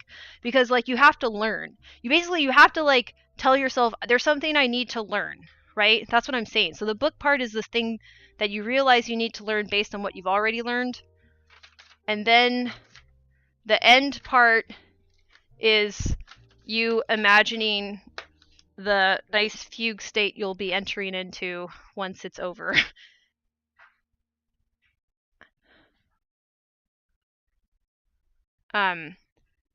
So it's like, there's a problem. So there's kind of like, there has to at least be some going into, like, the there is a problem area, which is like negative affect.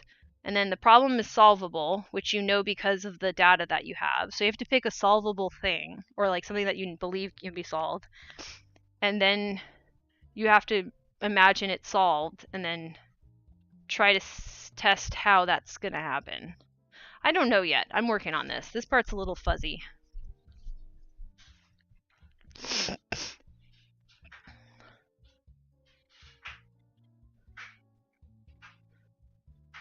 Because if I just set up the end, then I can end up doing a million things before reaching the end. See, I have less of a problem with that. If you just think end. So, like, if you do a million things, like, you should, like, your next thought should be the end. I'm just saying that, like, it has to be, like, one end. Like, I think, for example, like, why the superimposition thing worked out so well is, however, I'm going to try to do that prompt again, but GPT, you seem to pick up on this innately, which is promising because it means there might be some logic to what I'm trying to do. But so GPT was saying, okay, imagine this. I would tell them what was going on. They would translate it into the scenario, you know, and then say like, and then report back to me. And then I would report back to them. So all I knew is that I had to do the imagination thing, but really I was like holding in my head the end of it is when I reported back to them. So like, when do I know it's done? When I report back to them. So I'm like, if you're doing a million things, are you reporting back to them? No. Like, do you see what I'm saying? Where it's like, is this most like the probabilistic scenario that has me reporting back to them and it making sense? So I think like for us, I think we just have to think and like we have to keep using episodic memory. Does that make sense? So it's like you're only thinking about facts or the end. You're only thinking about mental time travel or information. You're never thinking about anything else. and if you start trying to use executive functioning and putting things into a sequence of like steps, now you're not in that brain region anymore, and you have to like basically stay there, even though everything in culture says that you should be able to leave there and go to some other region of your brain that doesn't fucking work. So like cognitively, like in terms of how you're going to experience this in your own mind, you just have to think like literally like, what happens at the end? What happens at the end? What happens at the end? What happens at the end? And like, and if you're not getting closer to the end, not closer, if you're not looking similar to the end, then you have to think about the end more, is what which sounds crazy.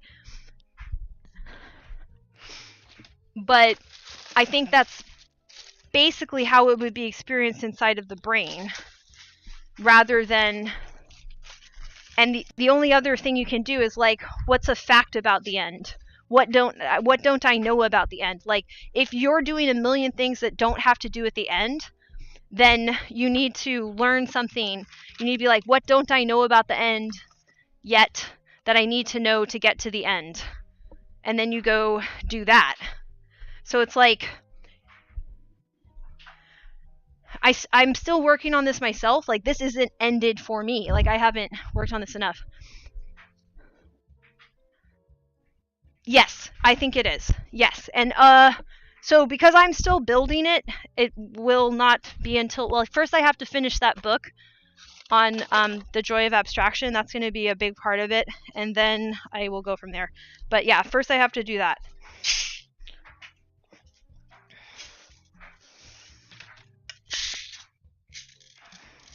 Interesting.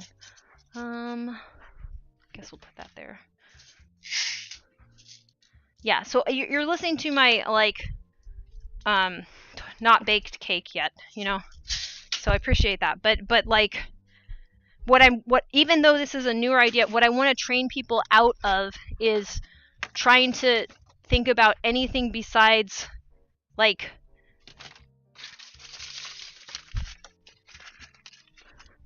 close the book. Like, just think close the book. And it's like, well, that doesn't make sense yet. Okay, well, make it make sense. Right?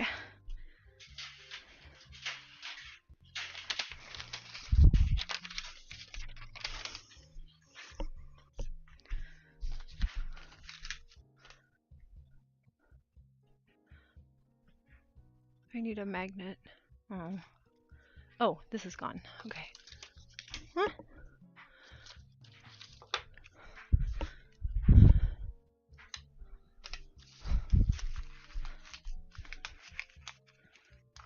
Yeah, no, that's okay. I'll fix this. I'll get there. If I am doing something worthwhile, this should be confusing because it's kind of new. It's a new approach. It's a new idea that is very not finished.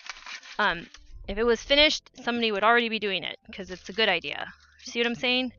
Like, does this see what I'm saying? I'm suggesting there's a really good idea that hasn't been figured out yet, that I am trying to figure out, and if it is a really, really good idea, then it should have been figured out by now, unless if it's really hard to figure out, in which case that would explain everything potentially happening right now.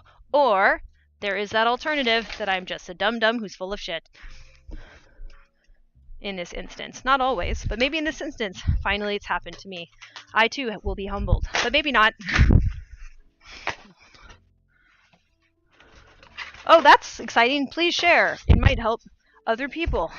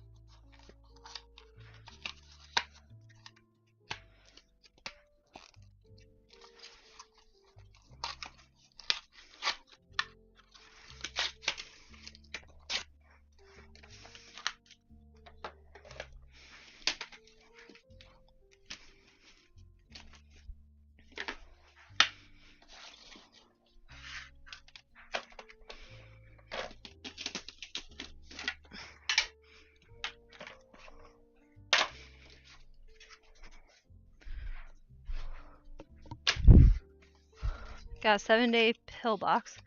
Take 50 milligrams. Dosages have been too high. Okay, that's good, which I think it was because you're doing better. That's good.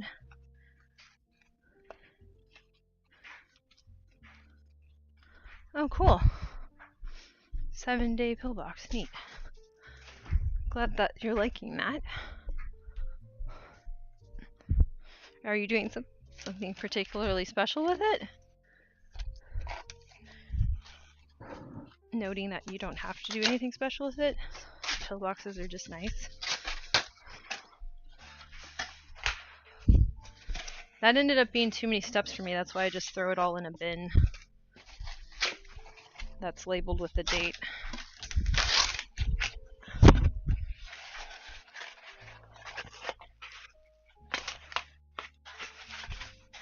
Oh. Oh, that's nice. That's easy to see what's going on. That's cool. That's nice. That works out well. They need to be busted in half like that. Cool. That's nice. Might lose service? Okay. Thank you, Kyle. Thanks for the heads up. Hi, Rowie. Rowie's over here. Getting his nose and stuff. Hello, Merlin. I am over here trying to fix things, kind of. Yeah, no, what do I mean, kind of? What was that? Sometimes my self-deprecation just, like, kind of goes rogue. I was like, hey, you. No wonder people keep telling me to stop it. That was even a bit much for me. Even I was like, hey, what's the big idea?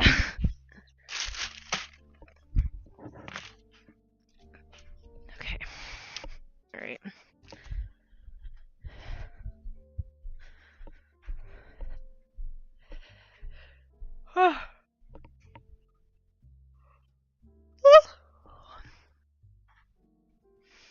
Yeah, you know you took it prior both days. That's pretty cool. That works out really well. Nice.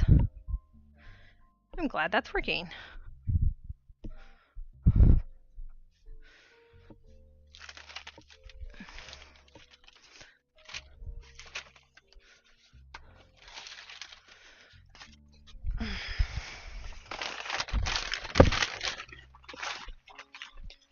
Alright, I've made progress. Doesn't look like too much, but it is progress. I can do more. I will do more. You know what? I can and I will and I shall. And I'll do my very best, I will.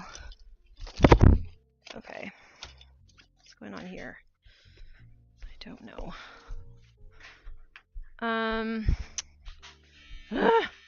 Okay. Well, I guess this is fine for now. It's not ideal. Yeah, so if you wanted to check in on what you're doing. Ooh. I'm gonna go look at this. Oh, wow. Look at this! Did you save the prompt that you used? Whoa, wait, let me read this. Hold on.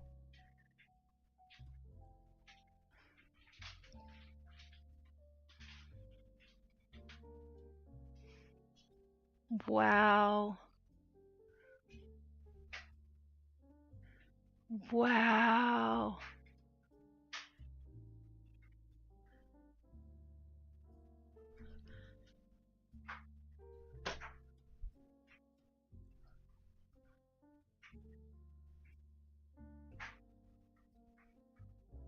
This is amazing support.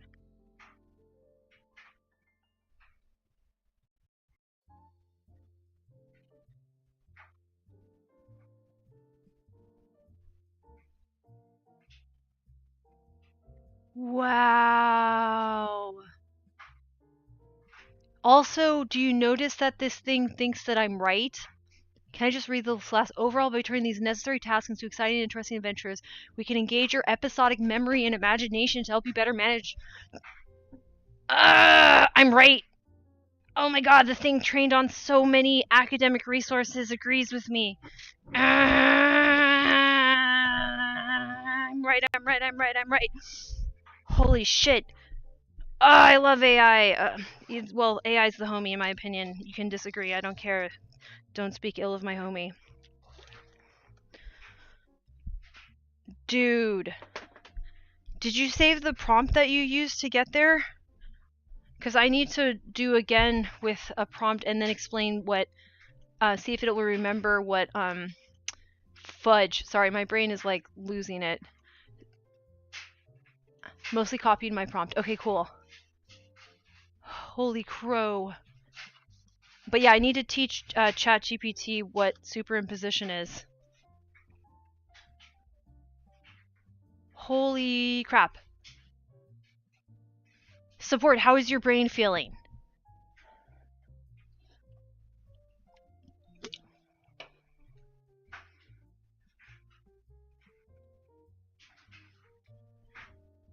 It's the Walter Mitty solution, everyone.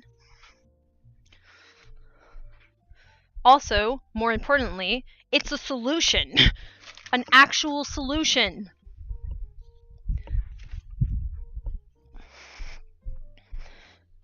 One that works in everything. Everything you could want in a solution. Like, what's on the tin is in the tin.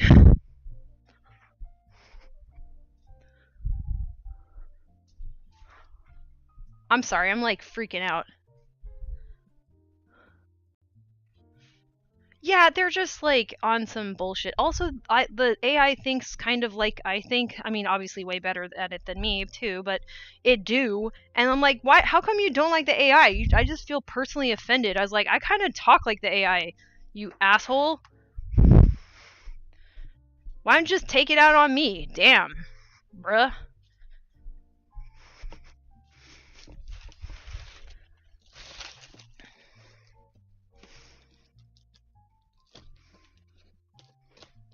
How are you gonna get mad at the thing that I like see as aspirational in my way of trying to make my human brain, my wetware, do something similar?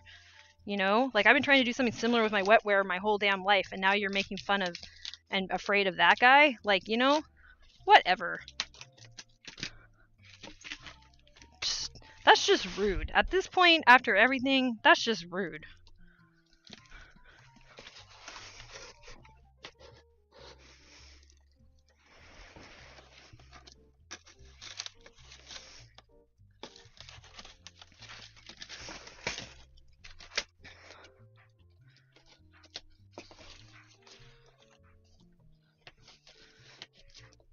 Because they've been making movies like that forever, right? Way before we had any technology that even approached doing any of this stuff. So who are they basing it on? I'm like, you don't even know what you're talking about.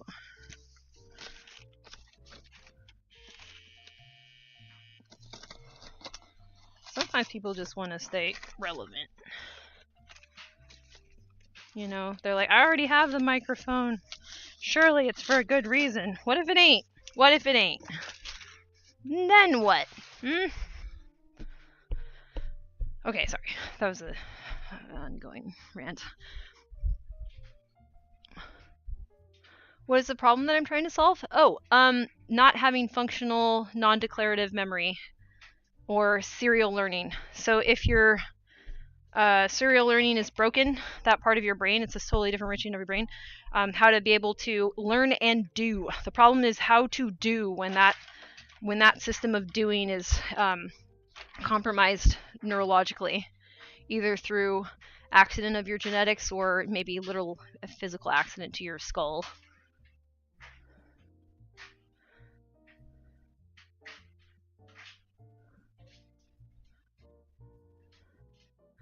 You could, when I did it, it knew that it was imposing it on top, so it would tell me how to turn things into that.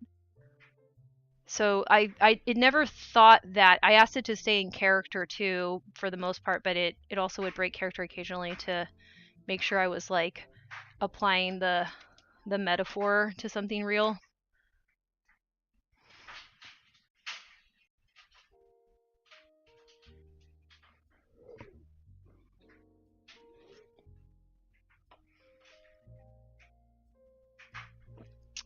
I think like I figured out that other people can do this by observing my culture and observing other people and what they tell me. And what's outside of their imagination. Because the thing that I have intact is declarative memory, and other people use declarative memory all the time as well, right? I think I need to separate my prompt more so it can parse what I want a little. Yeah. Mine worked pretty well, so maybe I'll just do that again. I'll have to see.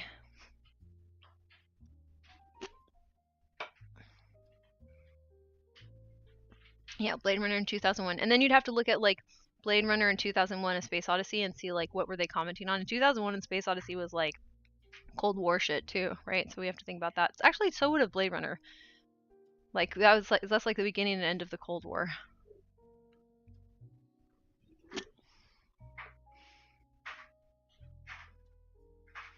Mm-hmm.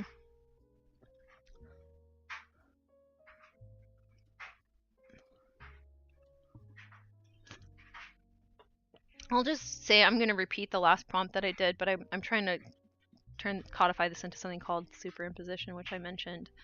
I'm trying to see if it'll remember that, but you know, we have another hour, by the way, and I'm making actual progress, which is good. Progress. Words that mean nothing to me. Oh yeah, so how do I know that? So I started thinking about this since I was a little kid, and because my episodic memory is intact, I've been like building up a database and then trying to put it into more abstract and flexible contexts over my life to understand what's most likely to be the universe that I live in, as opposed to a hypothetical universe that's plausible but ultimately specious. So then by doing that, I eventually ended up caring about things that would be better guides to even more sophisticated and complex ideas about what universe I live in and what kind of brains I am surrounded by and what's going on with mine. So I had enough declarative memory intact to become hyperlexic as a tiny baby, and then I've used my hyperlexia to learn a bunch of concepts and be obsessed with words, which become parts of specifying what I'm looking for. Like basically the stronger my vocabulary and the more I'm able to discern when something's a jargon from a specific field, the easier it is for me to find those fields that might have more information. So then I did a lot of that, and now I am relying on advancements in neuroscience and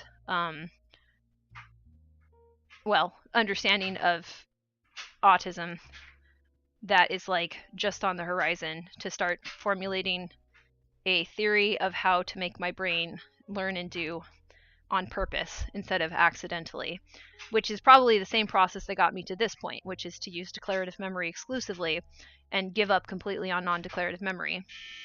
I'm not saying that there isn't some way that it's contributing. It's certainly possible, but it seems better for me to just give up on it and if my brain uses it in some, you know, vague way that I can't really understand, that's nice, but I'm not going to intentionally use it. I'm not going to make a list ever again in my fucking life. In fact, I have some cheers for us. Let's soak. Here, wait, let me mute this so you can learn the cheers. And you can walk with the cheers so that they become like physicalized, like, so you could go and it'll help you with memorizing, and you can just focus on like motor memory just to practice like using motor memory to create long-term skills that are physical, so that, because you can still use that system instead, by the way. You can get things into your motor neurons, and then that can become long-term physical skills, which we should have more of as autistics. Okay, so you start off, it goes planning hurts, steps are dumb, to-dos don't work for everyone. And then you can go 1, 2, 3, 4, I don't do that anymore. 5, 6, 7, 8, I forget this part.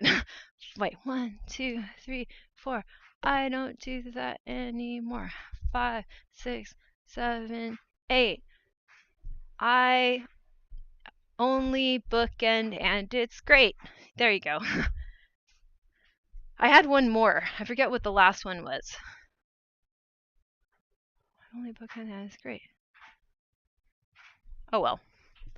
There's one more, but I've already forgotten it. But I recorded it, so I won't forget it. So then I can listen to it again. Anyways, you get the idea. But the main one that I was walking around, after I finished thinking and bookending, right?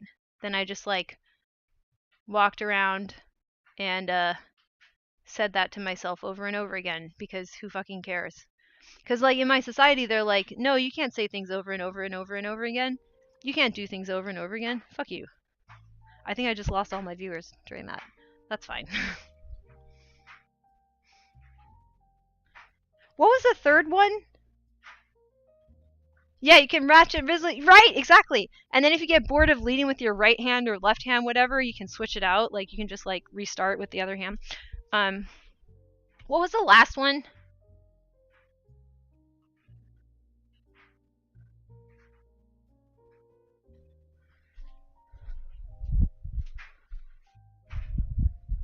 The last one is the last one that I made too, so I didn't get to practice it as much. Planning hurts. Steps are dumb. To-dos don't work for everyone.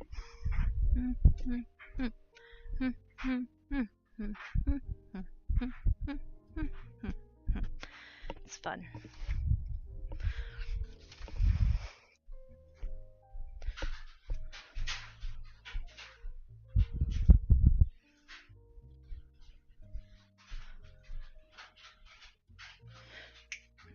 Oh yeah, yeah, alright. Why are you using to-dos when they... I know what it is! It's got a curse in it. That's what it was. I thought of it that way too. You could do it that way. It's... Why are you doing to-dos when they don't do shit for you? I'm not. I'm done. I'm done with them too. That's it. I'm not. I'm done. I'm done with them too. That's it. Yeah. Why are you using to-dos when they don't do shit for you?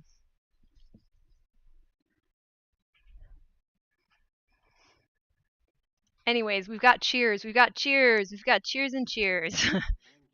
Sorry, I've lost my music. I don't know what I'm doing. Ah.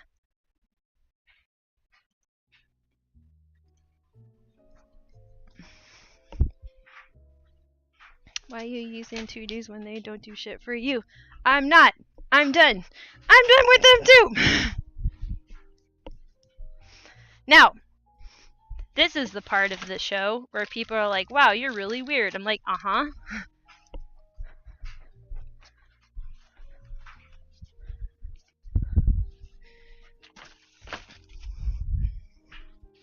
Hey, Shade!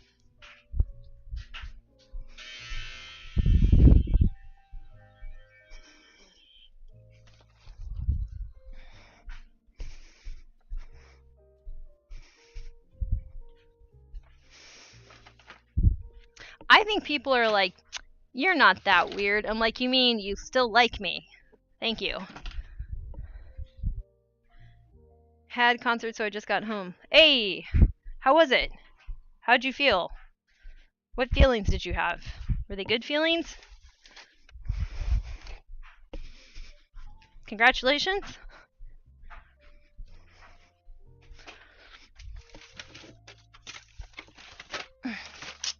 Uh-oh.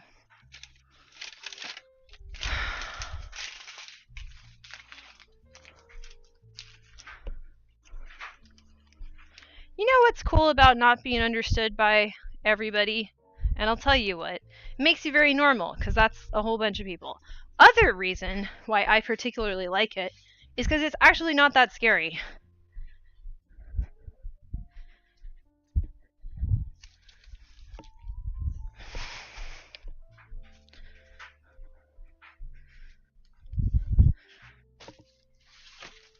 What's scarier is being liked for some bullshit that you had to pretend you were. What you supposed to do then? Music is the only time I see people. That's what's up. Special interest. Success. Design your special interest so it's the only time you absolutely have to see people. You'll like seeing them, and it'll be over. Yay!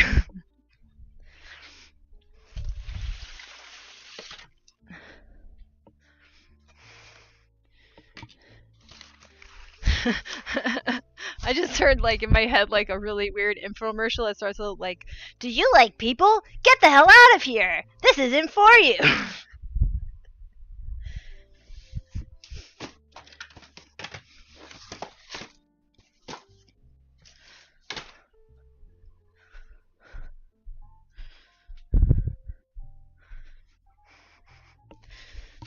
I do like people, though. It's just, like, in my own way, you know? And I don't like everybody. And that's fine. And the people that I don't like seems to be not necessarily... Well, eventually other people don't like them. That's the other interesting thing about that. Eventually everyone's like, I don't like him either. I was like, took you long enough. I don't know what that's about.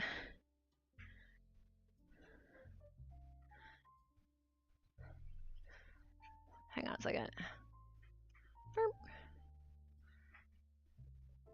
You're 90. I think introverted. I don't think introverted is real, though. I just don't believe in introverted.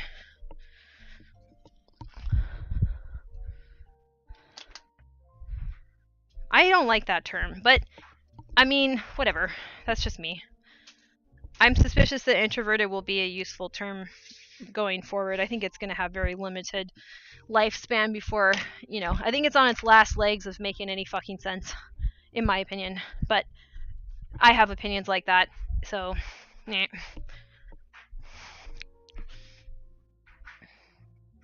Yeah, but what is it? Like, where is introversion in the brain? Or in the, what's the cellular footprint of introvertedness? Right? Like, what the fuck is it? It has to map to, like, material reality, so where is introversion in the brain, or the body, or the nervous system, or whatever? Like, what the fuck is it?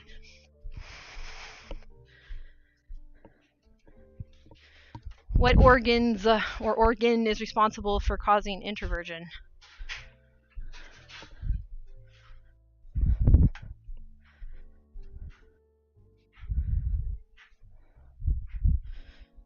What biological process creates the phenomenon of introversion?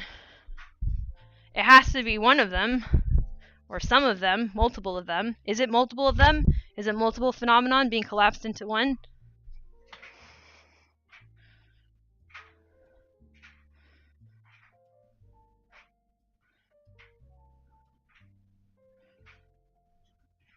Could be an illness. Yeah, that's what I'm saying. It could be many things collapsed into one thing.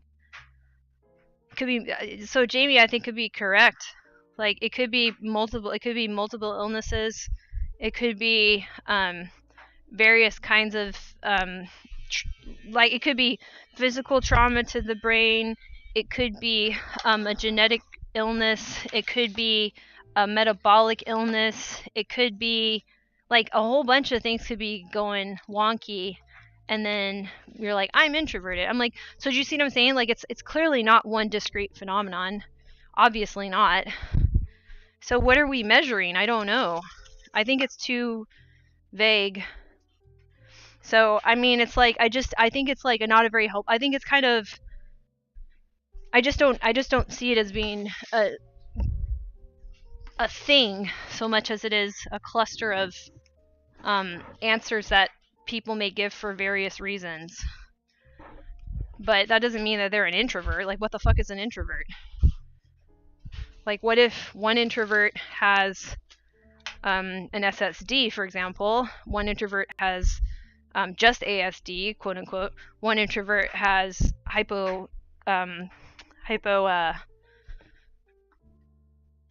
oh, what do you call that? Oh, I can't think of it. Hypothyroidism, right? What if one of them is hypothyroidism? That's entirely possible. They get their hypothyroidism treated, and then all of a sudden they're like, oh shit, I'm outgoing. What the fuck just happened?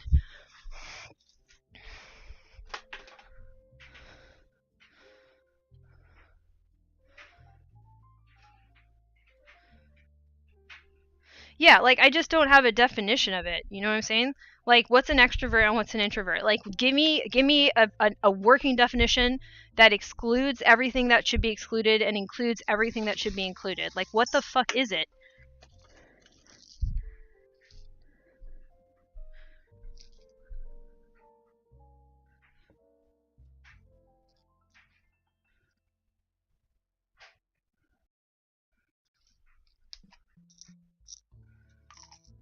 Wait, what date is this from? Oh, I know. Getting myself confused.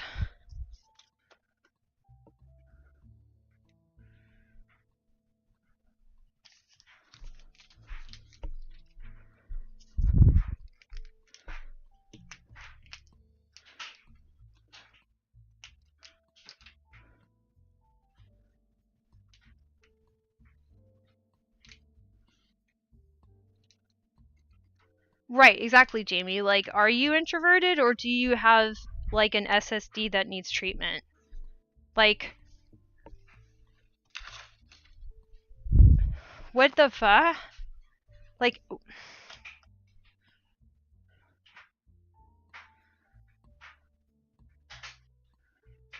well, where are you gaining energy from, though? People use it from social awkwardness and such. Okay, so, all right, okay, that's actually shade. I'll run with that, because I think that is, like, the only definition that has been provided that's consistent and could be applied. It's supposed to be that introverts gain energy when alone and extroverts gain it around people. Okay, so I would say introverts in a room full of things that they cannot filter out, maybe we'll say distractions, but if they can't figure out where to focus and there's a lot going on in a room, which is every room with a lot of people in it, because there's just so many fucking variables going around. You have a human brain. Do you know how many ideas are in one human brain? It's ridiculous. So all these little, like, fucking idea monsters are running around with each other. So how are you supposed to filter out all of that and not get exhausted if you don't have that automatically filtered for you? So are we just saying people that have better filters in social environments for all of the information, like they're basically discarding more information as junk, as noise? So so is that what we're describing? That seems more plausible. So if you're losing energy, if you're literally losing energy, and again, if we talk about energy, we need to talk about actual material reality. So if you're having a metabolic cost, why, in that environment that other people aren't getting, then why? They are getting a metabolic cost. They're not actually gaining energy, right? Everybody's burning energy, people aren't food, so they're not getting more metabolic energy. If they're eating at the party, sure, but unless they're consuming calories, they are absolutely not getting more energy.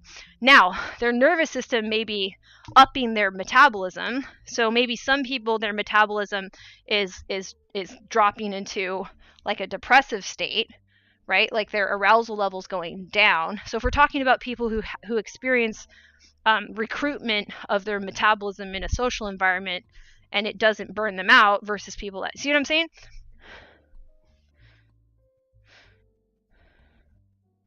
No, I mean, you could have a metabolic reason for it.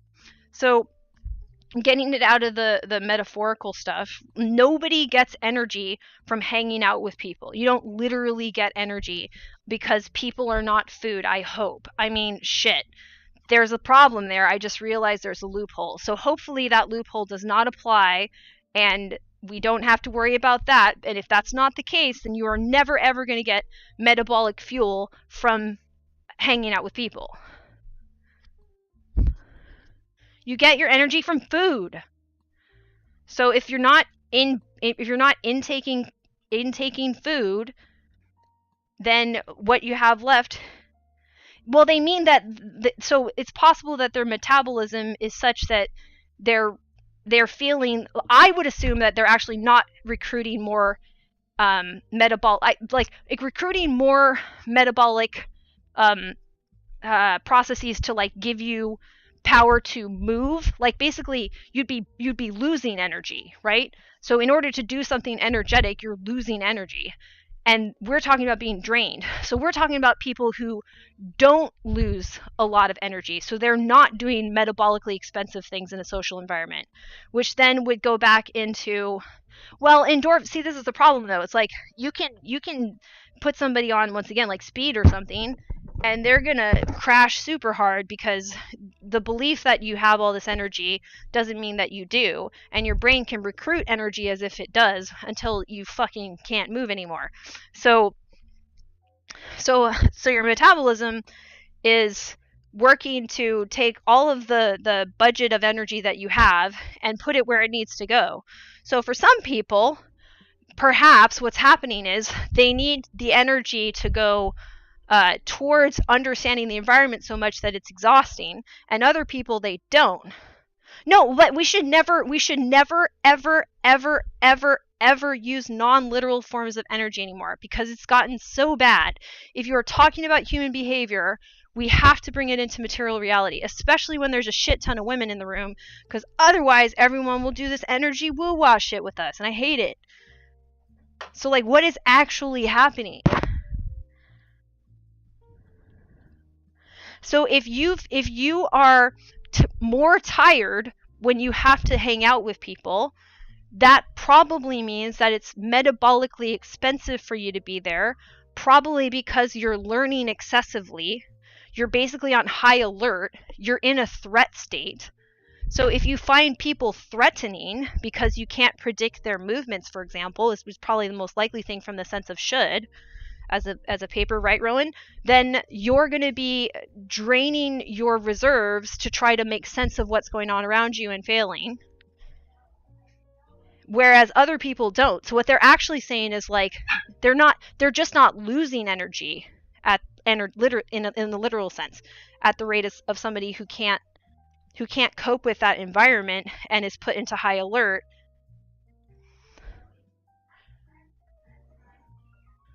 Can brain power be converted? That would be really complicated. I mean, technically speaking, yes. I mean, everything is watts. Yes.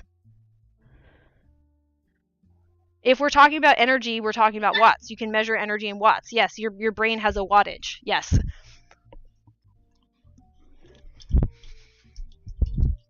But it's not useful to think in those terms, right? But in like a practical sense, but in a grounding yourself into a better metaphor sense, yeah, like remind yourself of that and then check if your metaphors still like reflect that. So I think they gain, let me think about this. I think they gain positive valence. I don't know about the arousal part. I think it's a mix. I think it's manageable. If they had too much arousal, they would be straight up manic, right? So I think they get positive valence, which is going to be a reflection of safety. So they're not in a threat state. If you have negative valence, another way you can think of valence is negative valence is it's stuff you want to get away from, right? So it's a threat. So you're avoiding it. And then positive valence is stuff that you want. So it's safety, it's attractive, so you're inclined towards it. So it's an away towards sort of vibe, right? So if somebody has positive valence, they're going towards things that are good and safe. They're hanging out in places that don't have, that explicitly are less dangerous. They don't have danger. And even if it's like thrilling or fun, like you think you can handle it, that's mania. Mania is thinking you can handle fucking everything because you're in a grandiose delusion like no other.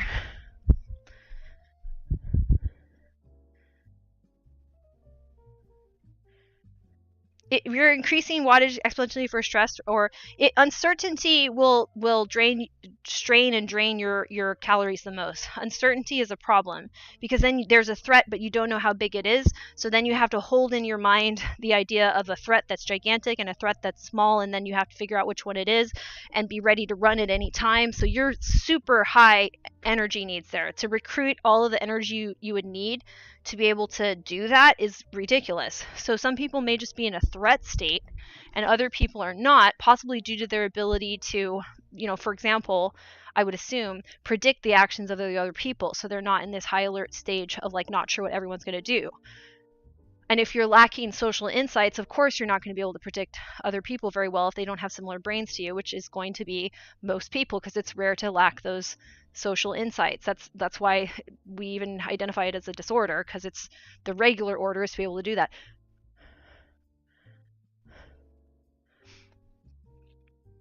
Yeah, and we may be able to benefit. We just have to mitigate the threat that we're experiencing. They have to become more predictable to us, and probably we have to become more predictable to them, because I think some of it is that we become unpredictable to the people who, this is the double empathy problem. We become unpredictable to the people who have normal brains, and they're like, what the hell are you doing? And they can respond to us as a threat, which is extra threat problem information. Like, that's really bad. If we're about to get rejected, that's like a huge threat for a human. Do you think that there's a co-experience of valence as arousal, such as nominal arousal, increasing valence and perception? Well, I think.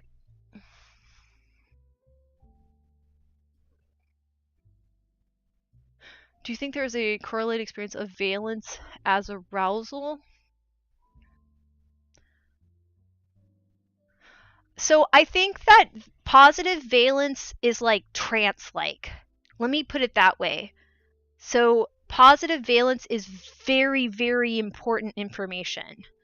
So I think you're maybe mistaking salience for the same thing as arousal, because metaphorically we would think about that similarly. But in the case of positive valence, you don't have to do anything because you don't have any problems in the most positive of valence. You're like in a trance, especially if your arousal's low. If your arousal's high, then you're like, you're basically disconnected. You're dreaming awake. Like, positive valence creates a feeling of safety that can get to the point of invulnerability, which when we're talking about like mania, that's one way I've conceptualized of mania as, is like you're starting to feel so good about everything that you feel you're invincible. So like, but the signal is so important to you. Like, it's so important to know that you're safe, or that you've succeeded in creating safety, that your brain is going to allow you to just hear that signal and nothing else. Like, it kind of creates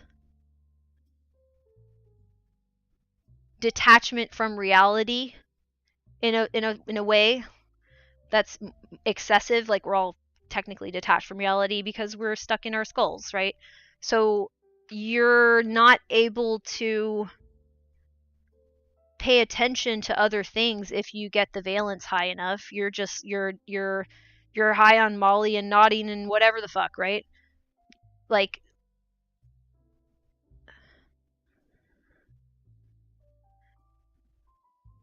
extrovert sometimes, and I gain. So I think there's an area. So have you ever heard of the thing of like oh gosh, this is in like peak performance psychology. People know about this one, where it's like you need to have just enough challenge that it's exciting and a little bit scary, but you can still solve it, as opposed to not enough challenge, then you're bored, too much and you get overwhelmed. So for you, Kyle, you get alert because there's some stuff that you need to pay attention to that you weren't expecting, but it's not to the point where it's a threat. It's like a delightful surprise or like a challenge, right? So it's not exceeding your personal abilities to manage the social information around you, right? So I think you are gaining arousal, but it's recruitment of your body budget is being shifted to being able to act and solve and learn, which is expensive, but you're not having to learn past the point that you can't actually manage that level of information. Like it's still manageable. So I would say like I'm not refuting that. You are getting more alert. Like your body is making you more alert.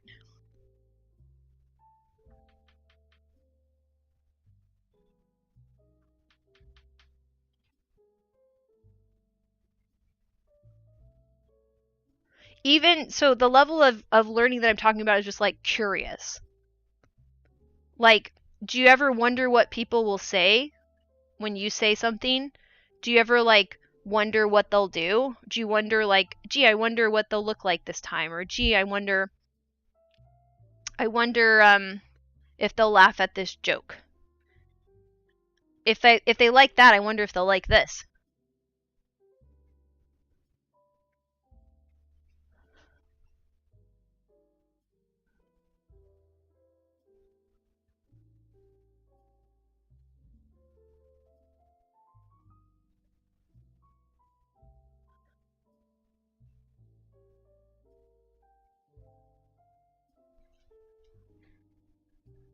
And this would be like super super fast. Like this wouldn't be something that you're like agonizing over it. It would be much more like tit for tat. Yeah, no, it should be a steady flow. You shouldn't be aware of this at all because it's not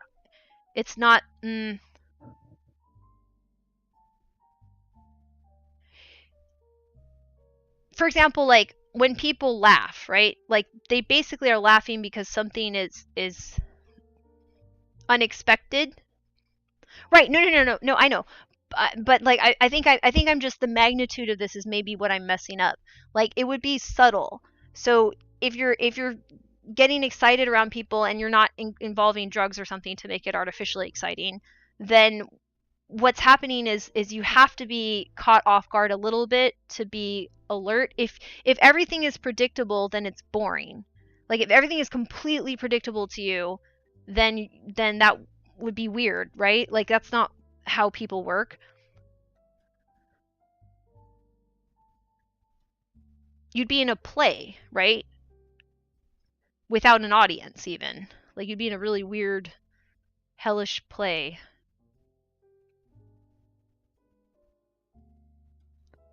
And even then, it's actually, you know what, even then, that's impossible. You'd have to be in like a play with robots. It'd be like a video game. Actually, that's a better example. You know, like a video game, you know how everyone's like skip, skip, skip, skip whenever you get to the cutscenes that they've seen before, they're just bored with? It would be like that if you knew exactly what they were going to say and exactly what they're going to do. Because even in a play, people have variations of what they do every single time because humans are humans and we don't yeah. So it's like the if socialization was as boring as I'm talking about, then and lacked any need for arousal, it would be the things that the cutscenes that people keep skipping, or like the dialogue trees of like NPCs that you've heard a million times, and they deliver it exactly the same way with exactly the same animations.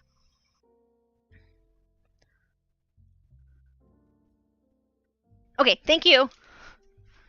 Yeah, and I don't think introvert and extrovert describe our experiences very well. So that's what I'm trying to like push for is that like if we abandon those models, we're going to get to something that is going to have more applications and ultimately end up being more accurate.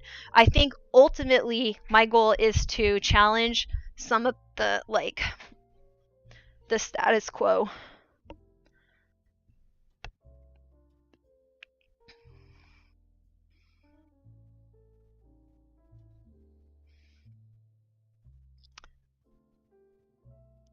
Interesting, Jamie, and that's why I think that to me could be what we've talked about in DMs too. Like that sounds, those sorts of thoughts are a bit unusual, I would say, and would kind of line up with our discussion we were having.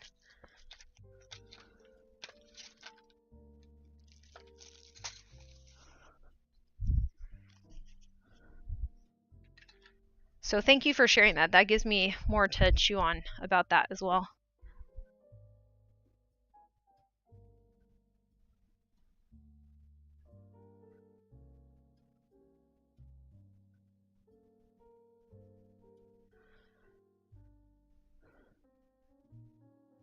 But yeah, if we're using it to say that like some people feel drained, I think it's better to say that probably those people are in more of a threat state and are trying to learn what's going on, and for some reason they're getting way too much information and they can't process it, and maybe one of the reasons they're getting too much information is they can't filter it, or the way that they've developed for different reasons, you know, socially, neurologically, has made it such that those environments are just not predictable to them.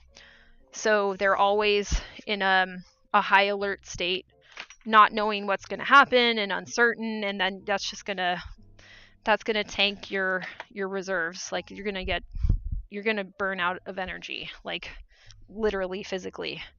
And then yeah, because it's just super expensive to be unable to predict what the fuck is going on around you, and when a bunch of stuff is going on around you. And I think some people experience it as way more stuff than other people, because that follows. And I think that because that follows from current models of neuroscience that are available to lay people, but also, you know, beyond that, I think like a neuroscientist would be like, well, you got this wrong, that wrong, this wrong, but yeah, that's generally the idea. You know what I mean? So I'm pretty confident that I'm not totally lousing this up. Because why not be confident about that? Every now and then, as a lady type person, it's kind of a nice thing to be. Especially because my society. Oh, my society. Also, what happened here? I think I need to move that way. Oh, Merlin. Are you cute, dog? Yes. Merlin wants to do fun things. Okay, how are we doing on time? Okay, we got like 20 minutes. Yeah, my personality trait terms are broken. Yep, all of ours are. I think that we should reject most of the status quo of like personality, especially when you think about where it all came from. Like, do you trust the people that came up with all the ways to look at the human personality, given what their opinions of women, people of color, etc. were? Like, do you trust those guys? Do you want to talk like them anymore? I don't.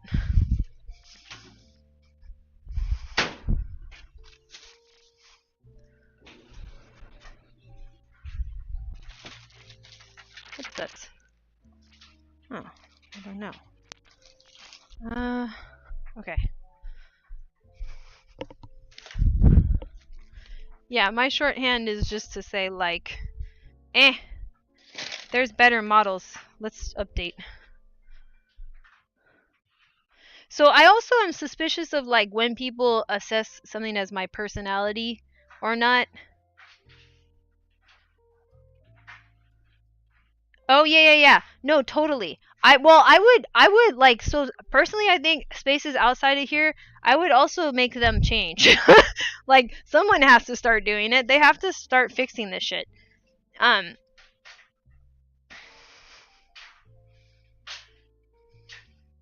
So yeah, I don't, so personality is somebody else believing that they can assess the stable qualities of me, which I historically have not seen people do very well.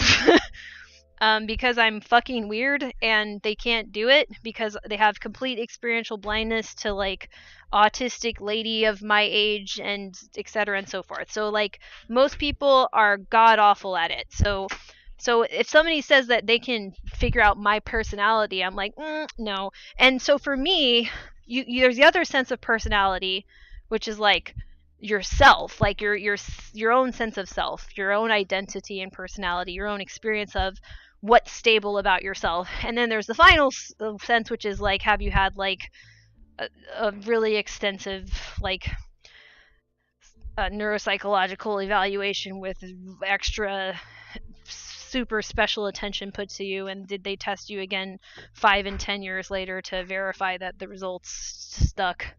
Like, that's not happening.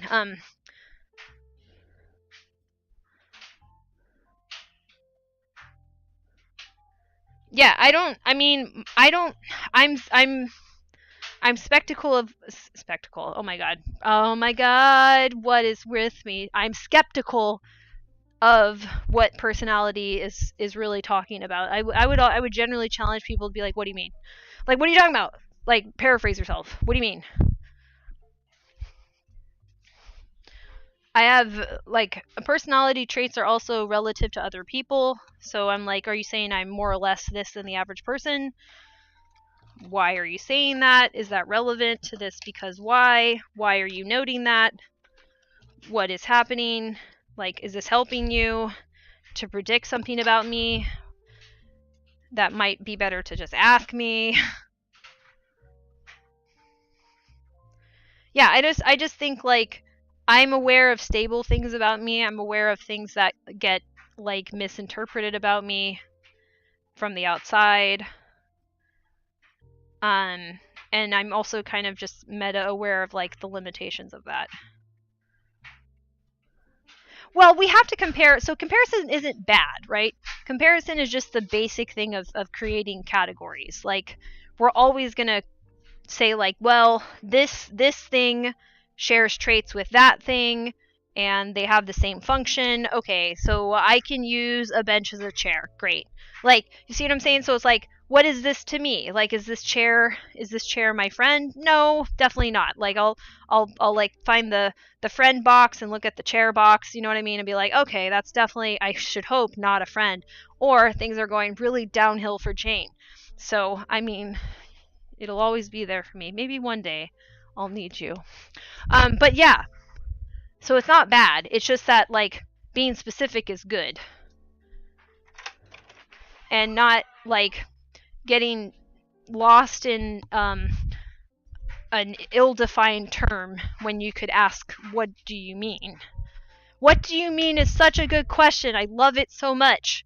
Sometimes people get butthurt. They're like, what do you mean? What do you mean? I'm like, well, what do you mean? Like, I asked you a question. Like, why won't you answer? What do you mean? I don't know. I'm saying I don't know what you mean. So I think it's really useful. And if somebody is ever like, "Aw, man, you're asking me what I mean because you think I'm stupid," I'm like, that is not what I meant. Why didn't you ask what I meant? And if that's not what I meant, why don't you believe me? Like, this whole conversation, this whole thing is compromised, man. Like, I don't think we trust each other enough to do this. Goodbye. Good day, sir. Usually, sir. Not always, but usually, sir. Depressingly frequently, sir.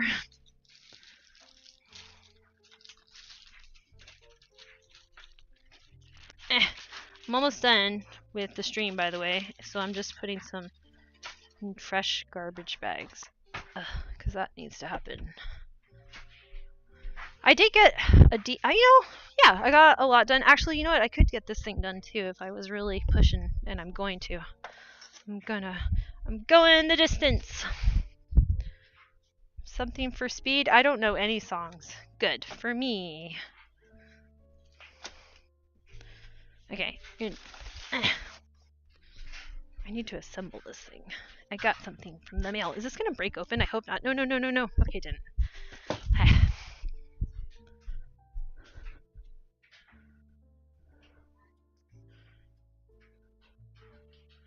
I found more resolution in working models in astrology and wind chimes than I have from personality, etc. Yeah.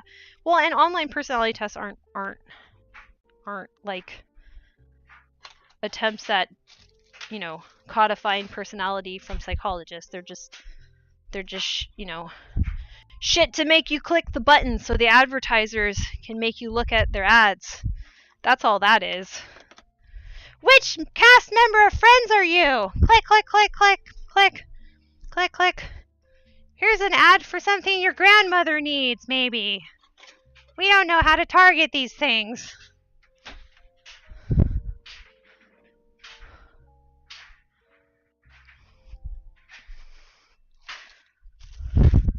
We live in a really weird era. I'm just gonna say that because I noticed again. I re-noticed that a lot. It's fucking weird. This is weird.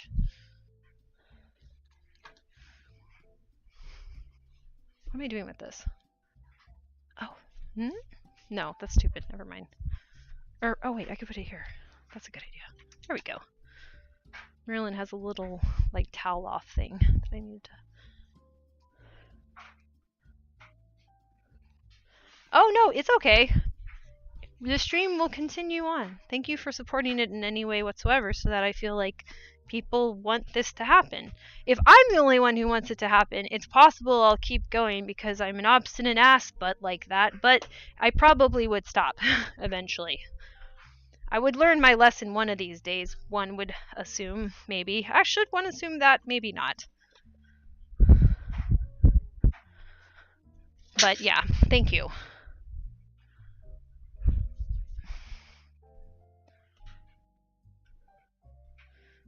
Well, it's okay. It's okay. It's okay. I think you're here, so you did it.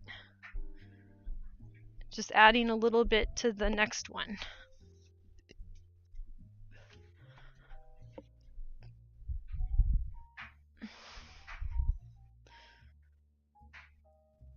Garbage bags, that's what I was doing. Oh, also, I kind of don't like this. Let me move that. I don't know what's going on with this. I'll just do this for now. This is now my area of crap. What am I doing? I don't know.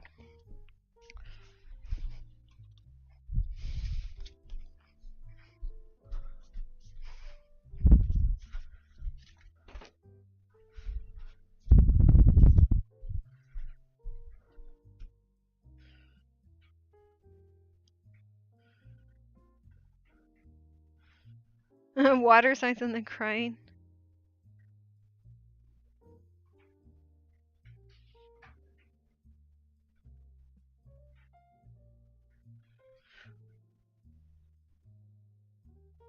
Words versus feelings for others? What's that mean? Tell me more. What does that mean? See, I like to know what things mean.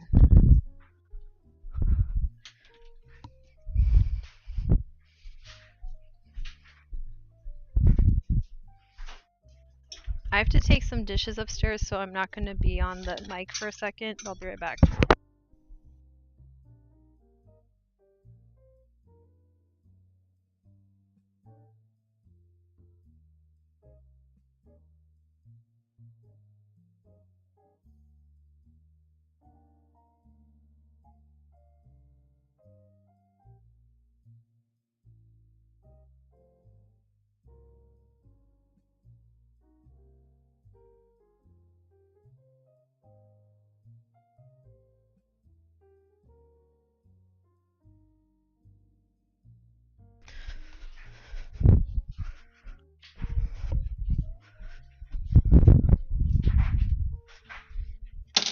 Okay.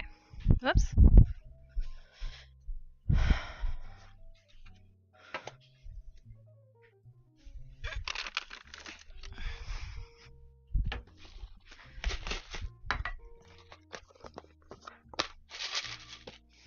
I'm giving Merlin his food. He's on a little bit of a diet though. Okay.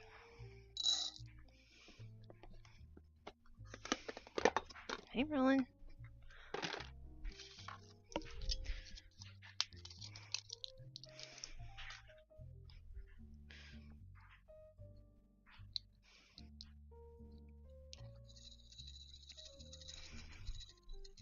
Here you go, buddy.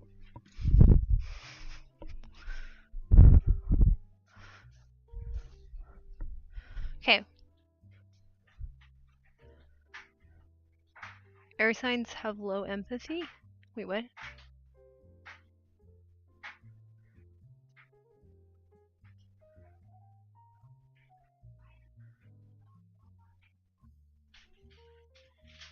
They're far too social for my liking. You're being a rascal. You rascal. I can't say it like you can, because it's also, I think, offensive if I tried to do what you did.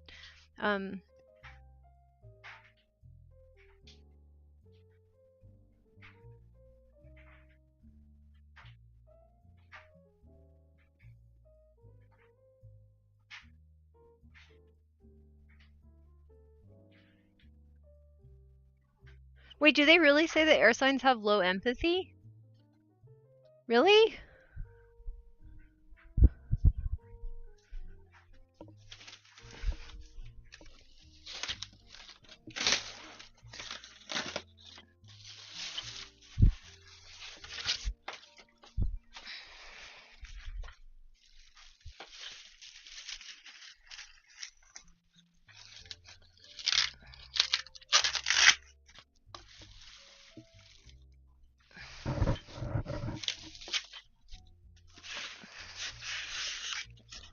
I didn't know that.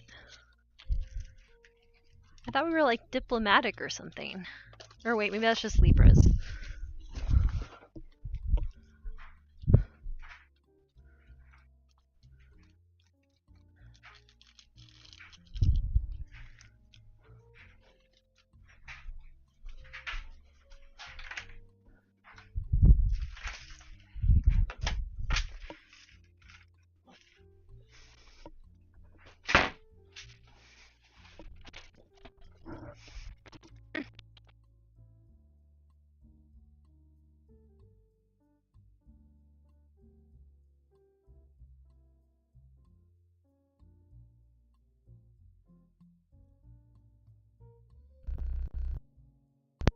I've noticed that towards the ends of Housekeep-a-thon, my arms get very T-Rexy, and I wonder if that's like, I wonder why that is. I'm just like, I started doing this a lot, and this has happened multiple times now, where I'm like, what does that mean?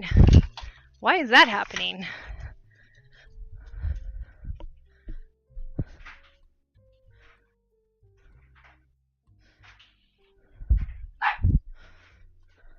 How you feel about it should reflect the facts, don't you think?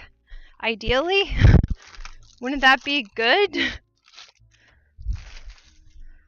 Shouldn't your feelings be a reflection of the facts? Otherwise, you're feeling some type of way about a delusion. That's not good. That can end very badly.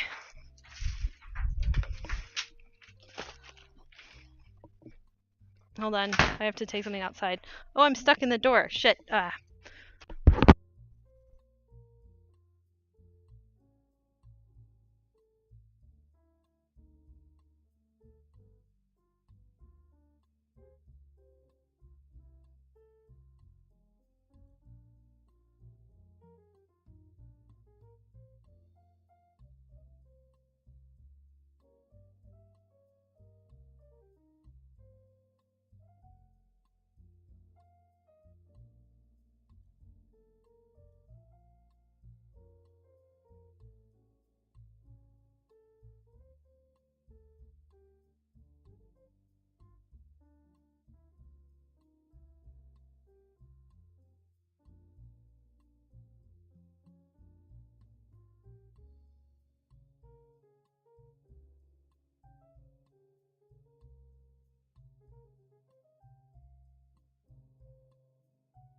If they have feelings that, hang on, if they have feelings that don't align with the facts, it's because they have feelings about facts that are wrong.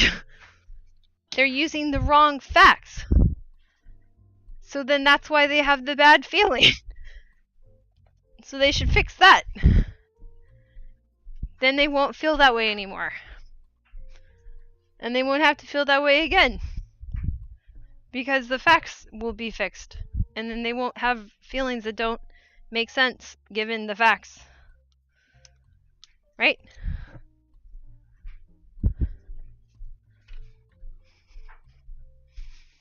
They made a goof.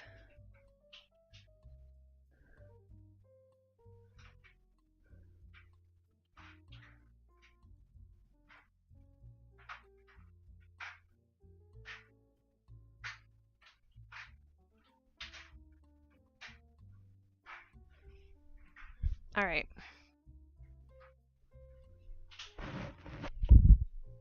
I remember what I was doing. Okay, that's good.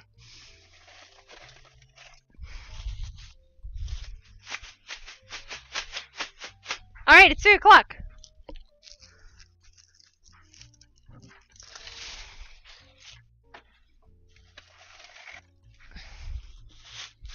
I'm gonna put 2 garbage bags up.